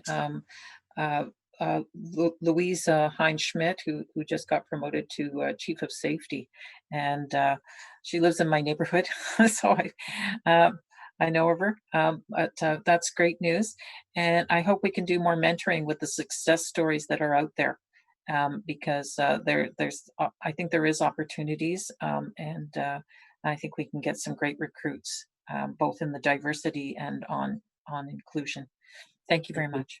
Thank you. That is a great news story. In fact, we have 3 division chiefs, which are very high-ranking positions within Ottawa Fire Service, and in very near future, all 3 of them will be women. So we currently have our division chief of communications, Colleen Woolsey. As indicated, starting next week, Louise Heinz-Schmidt will be our division chief of safety. And right now, our acting division chief, who's on the promotional list to be promoted, Gwen Lewis, for prevention. And so 3 very senior positions, which will all be filled by women in the very near future. One other note on our diversity initiative, we currently have a recruit class of volunteer firefighters, and we have a very high number of women applying for that. So the shift is starting to happen. We now see we have approximately 20% of our new recruit volunteers are women, which is great, which is over market availability. So for us, these are positive signs, but we also recognize we still have some work to do. Great, and it is good to communicate out those success stories. People like Louise, they didn't come through the back office; they were on the trucks. So I think it's a good story to tell everybody, and to encourage other women. They need mentoring. Thank you very much. Thank you. Terrific. Thank you, Councillor Kavanagh. Any further questions on the reports? Councillor Fleury? Oh, yeah. Apologies. Sorry about that, Madam Chair. I had to step away for a second. Wanted to come back to Councillor Kavanagh. I want to thank the chief. We've had a recent meeting with himself and General Manager DeMonte on the matter of diversity and women in the workforce. You know, I guess I'm not. It's not a question on that matter. Simply to think that we have to go beyond the existing programs, and we have to set very aggressive goals to be able to achieve them. So, you know, I was appreciative of the time, and hope that the approach that was discussed can be implemented. Want to follow up on 2 elements of the annual report. It talks about an upgrade to the paging system, and my ears were ringing when I heard the word paging. Can we explain how that works? Are we using email? Are we using phone numbers? I recognize there are safety measures, but I wonder if we just use the wrong word here, or if it's still truly the old pager. Thank you for that question, Chair Suds. No, we still use pagers, and here's the issue: is the paging system is for our volunteer firefighters. It's our sole method of actually getting them to respond from wherever they are. We've had many discussions over the years of why are we still using pagers instead of cell phones and issuing cell phones. And what we've discovered is the cell phone network still isn't robust enough in cases of emergencies where it doesn't get overloaded, and then we have no way of contacting our volunteers. So the paging system is a publicly owned, or is our own paging system, and it is very robust, and it actually allows us to actually page no matter what's going on in the cell networks. And with the towers, our paging system always works, although our current one is out of sync and end of life, and it's actually a couple of years end of life. So we're keeping it together with bits and pieces, but we do need to get a new system. And we've debated this over and over again, and the paging system is still the most reliable way of contacting our volunteers to get them to respond. Wow, who would have thought? Who would have thought? I hope that the electrical tape still works on those wires to keep it going, because I understand the importance of reaching the members. One last year, we had in your annual report and a number of media coverage, the pilot or research program that you have with the University of Ottawa in terms of the wellness of the firefighters. And it's always top of mind to me to make sure that, yes, when the call comes, that our team members are able to go out there, do the work, but also being sensitive to their health.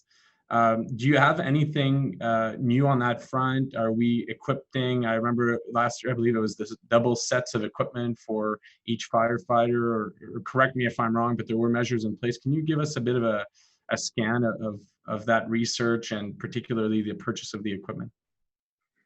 Thank you, Chair Suggs. Once again, a great question. One of my top priorities is the mental health and wellness and fitness of our firefighters. they use themselves as the tools of the job. They are our most important asset. People think that spend a lot of money on fire trucks and tools, et cetera, but without really competent firefighters, we struggle. And I got to tell you, Ottawa is very lucky to have the best fire service in North America, as far as I'm concerned. And I'm very proud of each and every one of them. That being said, we need to look out for their mental health. And we were lucky through the championing of GM de Monte and the University of Ottawa to take part in this study. It's a $600,000 research study where they've initiated a clinic, and they're taking in some of the members to see whether or not there's a future need for such a clinic, or whether it can fit within the current medical profession as it exists today with OHIP, et cetera. So that study is still ongoing, and we hope to have an update on that soon. With regards to other safety items, sorry, Councillor. I was going to say on the equipment itself, like post-fire, having the washing, like that was another component of research that I'd read from you in the past. Yes, thank you, Councillor. Contamination from fire, people think that it's just the flames and the heat that cause the damage, but what really causes the cancers is the way in which those toxins get into your body, whether it's through your skin or through your the bunker gear, et cetera. Nothing's infallible and nothing's perfect. So for that, we need to make sure that we take decontamination steps. We have a decontamination process in place at the scenes where they clean off all of their bunker gear. Again, with every step that we take, there's another issue that arises. So, once you clean the bunker gear and it's wet, you can't use it for the next fire because it causes all kinds of, scalding heat issues and other challenges. So most departments in Canada, not all, but several of the larger departments in Canada have gone to 2 sets of bunker gear. We are we are moving forward on that initiative. So we're hoping that by early next year, everyone will have 2 sets of bunker gear. So we continue to move forward on that. With regards to decontamination, and the other thing is that they have their station wear that they work in, and they wear it under their bunker gear, and it's also saturated with toxins. And then in the past we'd say, well, just bring it home and wash it with your family's clothing, and obviously I can't agree to that. So we've started placing simple washing machines in each of the stations in order to try and mitigate some of those challenges. The challenge we have is that there's no new money for this. So obviously we have to manage within our current budget and use the envelope we have and move it around. And so other things in the past that have happened every year are now, being delayed. It's not an ideal situation, but we also respect the fact that the city's doing everything it can to support us. And as a manager, it's my responsibility to be more sophisticated with our budget and how we use it. Okay, thank you. Thank you, Councillor Fleury. I see Vice Chair Eglai. Thank you very much, Madam Chair. And first of all, thank you, Chief Ayotte, to you and your leadership team and everybody in the service. I think you go a long way towards making us feel safe in our city. So much appreciated for the work that you all do. And in that vein, it's not directly related to your report, but we have you here. So I'm just wondering how the service is coping with providing the work that you do on a daily basis with COVID, and whether you feel that you have what you need in terms of PPE and what have you for your service members as they carry out their daily duties. Thank you, Chair Suds. Another great question. Thank you, Councillor Eglai. It's a challenging time for all of us, and I know we hear that every day from everyone we speak to. From our perspective, PPE has always been a concern, having N95s, but also recognizing that our partners in the medical profession, including our paramedics and our doctors and nurses and hospitals, did require the N95s early on. So we made a decision to go on our SCBA, which is our air breathing apparatus, which we use in fires, et cetera, for medical calls. It's been a very, very difficult summer for our firefighters in that it's very hot, it's very cumbersome. It weighs 80 pounds as opposed to a mask that weighs not even a tenth of a pound. And we know that we're very thankful for all the work that our partners in emergency management have been doing with regards to trying to secure some N95s. There have been some struggles along those fronts. I think we're getting closer to it. So yeah, it's not an easy time. Everyone's looking out for themselves. We had to take very aggressive measures in the stations for protocols for cleaning, and we've kept the stations off limit to the public. And so a lot of our public education initiatives, even though we're doing it virtually, doesn't have the same effect as if, instead of going into schools and being able to interact with the kids on our first line of defense, which is public education. And so, yeah, it's been challenging. I got to tell you, and again, I can't say enough how proud I am of our members and of our staff and everyone in all of our divisions, be it fire prevention, our communicating dispatchers, our frontline firefighters, our maintenance officers. We can go on and on, safety division, etc. Everyone's done a fabulous job, and we continue to touch wood that we continue to be safe during this difficult time. Thank you. Terrific. Thank you, Vice Chair Eglai. I don't believe there are any other hands raised, so no further questions. Thank you again very much, Chief Ayat, for being here today, but of course, more importantly, for all the great work underway. With that, is the report received? Received. Terrific. Thank you. So moving on then to number 5, amendments to enhance the enforcement of the smoking and vaping bylaw. And if I recall correctly, Councillor Fleury had questions on this. I do. I want to thank staff for bringing this forward. Just for the record, wanted to understand clearly, the numbers are there, from the number of inspection to the number of charges to the number of establishments that are challenging. Thank you, Roger, for for sharing those numbers. Just want to get an insight. So obviously you're seeing the need for property owners to be involved in this. Can you maybe give us we've gotten to this point because it is not working, or we're getting non-compliance? Why is the ask coming today? Yes, thank you for the question, Madam Chair. The concern for us is that, back in 2016, we were identified 17 known establishments at the time. We were able to, through enforcement efforts and leveraging other enforcement mechanisms that we have, using AGCO, our business licenses, if they had a food premise license, we were able to suspend food premise licenses. We got down to about 5 establishments.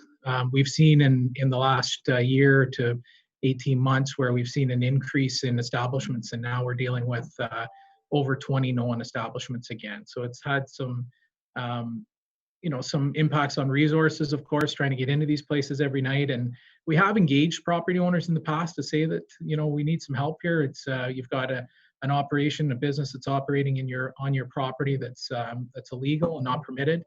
But the feedback that we're getting from those property owners is that, if you can't do something under the bylaw, how are we supposed to evict? So we did take this under consideration, and in reviewing this, we think it's time now to hold the property owners accountable. So this will help the property owners, if they get into a legal process where they have to evict tenants, but also, it gives us another enforcement mechanism whereby we can charge the property owner as well. Great. Thanks for the update, and fully supportive of the measure. Thank you. Perfect. Thank you, Councillor Fleury. I'm not seeing any other hands raised. So with that, is the report carried? Carried. Carried. Terrific. Thank you. Moving on now to item number 6, which is the Crime Prevention Ottawa Annual Action Report from 2019. I believe we do have the Executive Director, Nancy Worsfold, with us to lead the presentation along with Councillor Deans. Okay, thank you. I think I'm going to start, Chair Suds. For many of us in the city, the last 6 months have been a period of upheaval, of adjusting to our new reality under COVID, and of coming to terms with racial injustice. It's also been a period of hope, one where we've seen the community come together to rally for Black Lives Matter and have important discussions around racial equality. We've watched neighbors and complete strangers taking a caring community approach to COVID right here in our city. In the context of these uncertain times, I'm here to present some good news as my role of Chair of Crime Prevention Ottawa. Today, I'm tabling CPO's 2019 Annual Action Report. It details CPO's activities and achievements for the year, including its work in the areas of youth, gender-based violence, and crime-affected neighborhoods. I want to draw particular attention to two important outcomes of CPO's work. Both are areas in which Ottawa is leading the way with forward-thinking approaches to crime prevention and community safety. One of the outcomes is detailed in a report we're tabling called Unwanted Guests: How Ottawa Uncovered and Addressed the Problem of Home Takeovers. Home takeovers are a real problem in our city, and we are hearing they're even a greater concern during COVID when residents are isolated. They happen when a guest who is invited into a home takes it over, using the home for illegal activities like drug dealing and sex trafficking, and or abusing the person who invited them in. These situations put vulnerable people at risk, and they are terrifying. They are also very complex to manage. Since 2013, CPO has worked with partners across the city to identify the problems of home takeovers, give it a name, and develop training videos, posters, and handouts. They ran 150 training sessions. The result has been a real systems level change in how these situations are handled. The second reason I'm here is to share the story of Time for Change, the city's gang intervention program.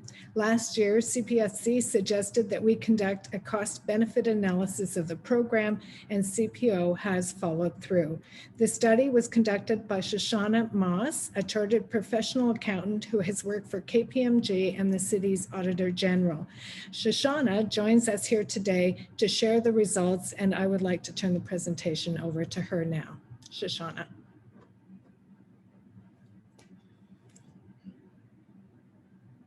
You just need to unmute. Okay.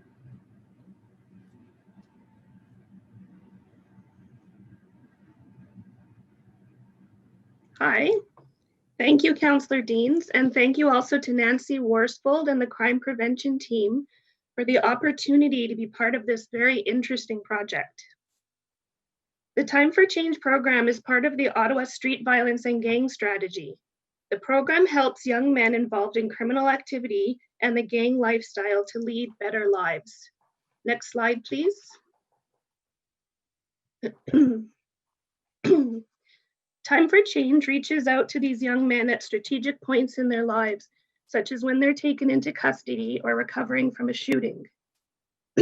Close to 400 people were referred to Time for Change between its launch in 2015 and April 2019. Referrals came from the police, the criminal justice system, social agencies, and the community. 108 people, almost all men, have participated in T4C. Those that did not participate were, if they were willing, referred to other programs and connected to resources. Caseworkers help participants find jobs, learn or improve life skills and solve problems, and connect to health, housing, education, training, and spiritual support. Next slide, please. We've completed a cost-benefit analysis of Time for Change, and here's what we found. Time for Change is working. It is reducing criminality among participants, and it's helping to make the city safer for everyone. Now let's look at the results.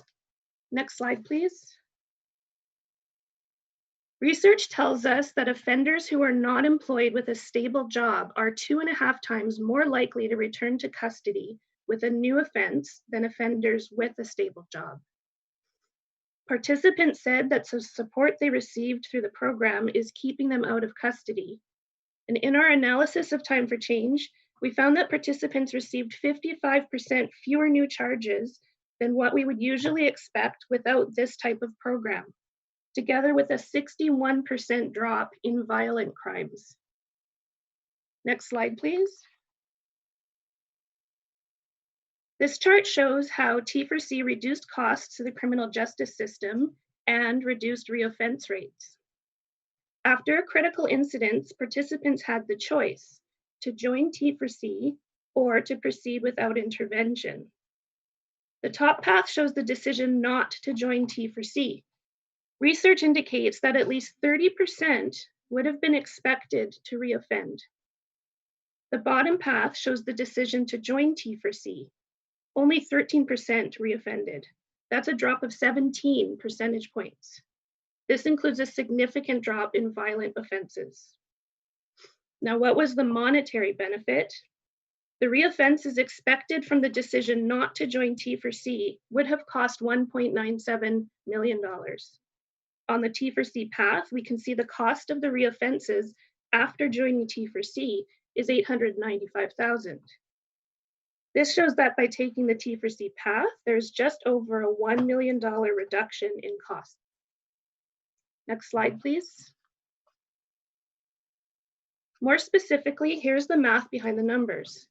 Time for Change saves just over $1 million to the criminal justice system.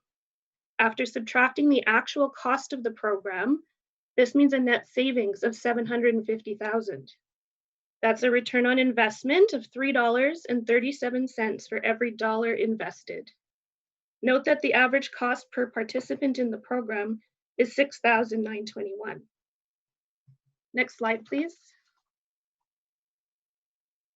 As a program with social and economic outcomes, the benefits extend far beyond cost savings to the justice system. The benefits of T4C include increased feelings of safety in the community, families who can reconnect positively with those who have chosen to change their lives, and reduced victimization. Next slide, please. Thank you once again, Chair Suds. At this point, Nancy Worsfold and I are available for questions, and we also have Kim McAlpin here from the John Howard Society.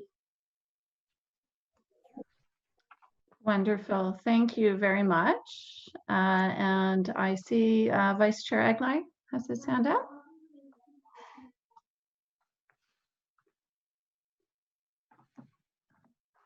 Yes, thank you. I just curious as to the last couple of slides where you talked about savings to the justice system. How is justice system defined? And are there any direct savings to the city as a result of this program? If I may, Chair Suds, what Shoshana was calculating was the justice system, including policing, corrections, and courts. So the savings to the city is through the policing portion of that. We did not attempt a social benefit calculation, which would have taken a whole PhD thesis, but we believe that there are far more financial benefits to the reductions in victimization. But the actual financial calculation that we were able to do focused on the justice system, part of which is policing, which is municipal, the rest of which is senior levels of government. Yeah, Nancy, don't get me wrong. I think the program is fabulous, and I think it's timely. With all our discussions that are happening right across the country, right across North America about whether to defund the police, not to defund the police, or what that means, how that can work. I think this is a program that shows how monies can be spent in a different way and to great advantage. So no, I was more curiosity than anything else. I think the program is great. And my next question was going to be, and I don't know if you can answer it or Chair Deans can answer it. What's the future of this program? Are we going to continue it? Are we going to enhance it? Are we going to put more resources into it? Because it certainly sounds like a success story. And again, it goes down that path of dealing with social issues and crime in our community, but in a very different way, and from every indication, a very constructive and productive way. So what's the future of the program? Chair Deans, crime prevention Ottawa is in a strategic planning process, which you might want to. Yeah, we're just starting our strategic planning process, and I think that we will look at assessing all of our programs and where we're getting the best value for the limited dollars that Crime Prevention Ottawa has. Obviously, this program is a success. It's a bit of a downstream program compared to most of our programs, which are more on the early end of prevention. I mean, this is a kind of prevention, but it's after an offense. So it's a different kind, and it is a reasonably costly program. I don't speak for the board because we haven't at this point determined our future priorities for strategic planning exercise, but my best guess would be that they would want to continue the program in a similar vein to it's currently running. And I know that John Howard Society is on the call as well, but maybe Nancy, you can review the length of the contract that we have with John Howard Society. Our contracts are year by year. And thank you for that, Chair Deans. I mean, you're in a unique position, right? You're chairing the police board and you're also chairing crime prevention. And so that gives you a very wide lens to look at all the options and alternatives and funding questions and issues. So appreciate you having you back and having you in both of those chairs to look at this. And I do accept and obviously acknowledge that this is sort of an after the fact intervention, but nonetheless it seems to be working, and you know, we're obviously not catching everybody at the beginning, but if we can catch some of them further along the path and set them on a different path, like this program is doing, you know, I think that's great. And you know, for what it's worth, I don't sit on crime prevention, but if you can find a way to continue this program or perhaps even enhance it, I think that would be money well spent. Thank you. Thank you. Thank you. Next, Councillor McKenney.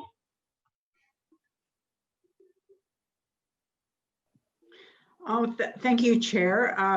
My line of questioning was very similar to Councillor Egli, and I just note when I look at the report that you know, that the indicators are still under development, and you know that there's still further work to do to be able to refine like what the outcomes are. But I think that it's evident that it is where we need to move towards. You know, the conversation's been happening now over the years, especially over the last few months, around how we redirect funding, how we redirect resources into more prevention and more social and mental health services.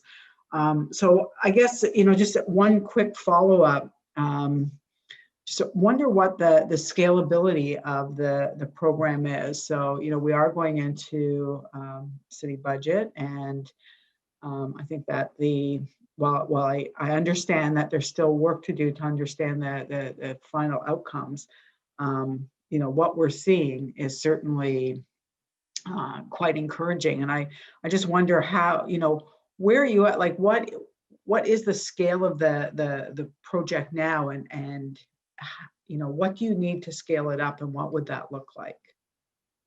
If we all started asking for it, what would that look like?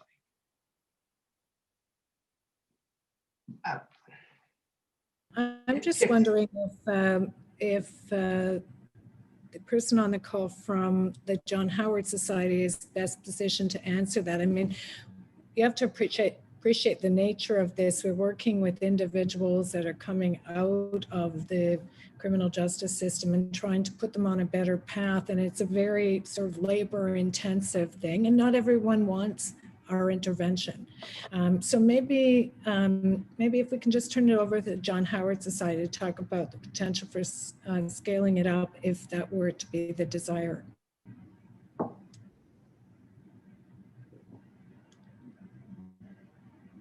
Good morning. My name is Allison Newson. I'm the Director of Child and Youth Services with the John Howard Society of Ottawa, and T4C falls under my umbrella. Thank you, Madam Chair and Council, for having us here today, and to Nancy and Shoshana for that report. To answer the question, Councillor, in terms of scalability, it's certainly something that our agency would be willing to consider. I think part of that obviously would be the resource aspect of it in terms of additional staffing and that sort of thing, but it's definitely something that we could consider moving forward. We continue to work with our community partners, which is an important part of the program, so that would need to continue the way that it works now, but overall certainly something we would consider. Okay, thank you for that. I appreciate it. And of course, I'm a huge fan of John Howard Society, and it's nice to see you here.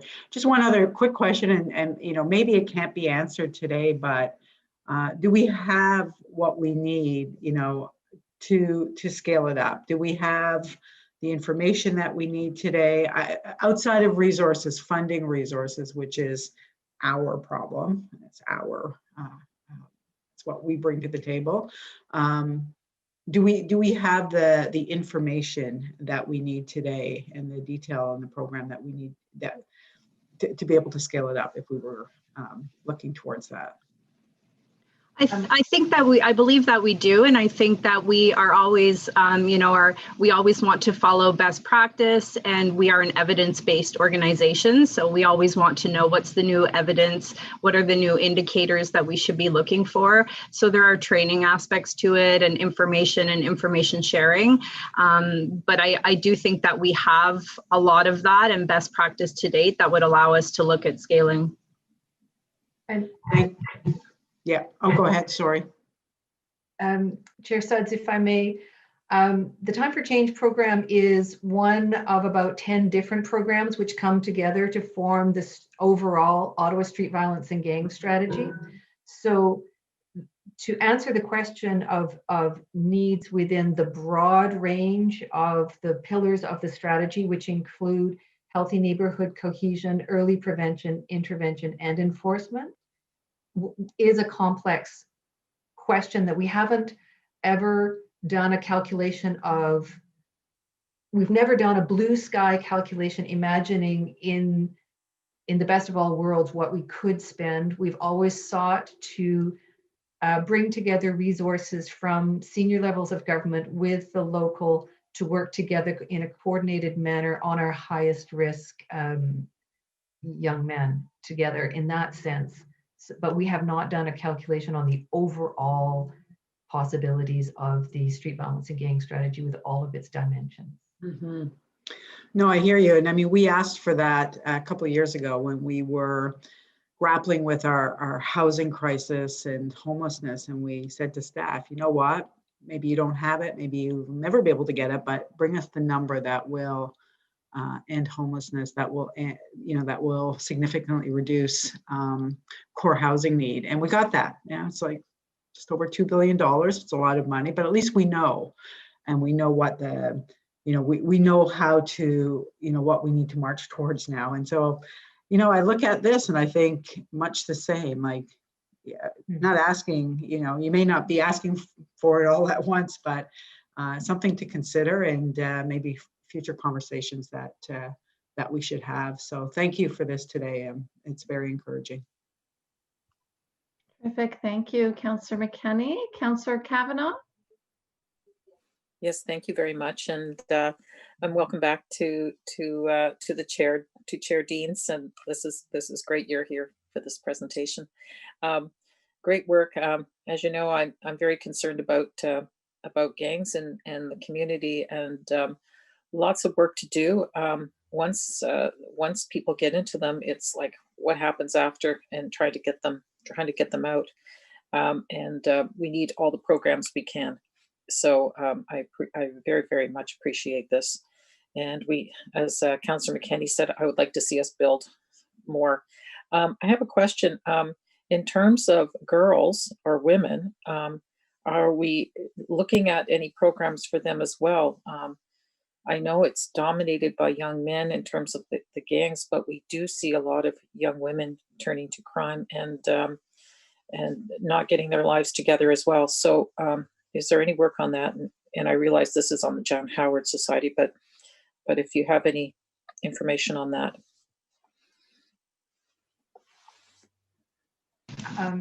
Chair Suds, I would throw this over to Allison. Often the girls are seen as both victims and offenders.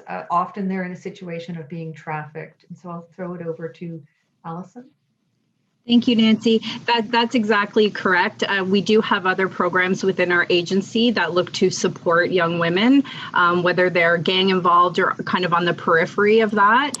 So we have supportive housing for young women. We have human trafficking support for young women. So we try to address that through our various programs, but not necessarily directly through the T4C program. Okay. Do we have enough, not to get too much off topic, but do we have enough resources in those programs? Because it's obviously a big category as well. It surely is, yes. I mean, housing is a big component of that. Part of our success with the human trafficking programs that we have, they're kind of run through our housing programs. So we're always certainly looking for additional resources and additional housing and opportunities. That's something we will always pursue.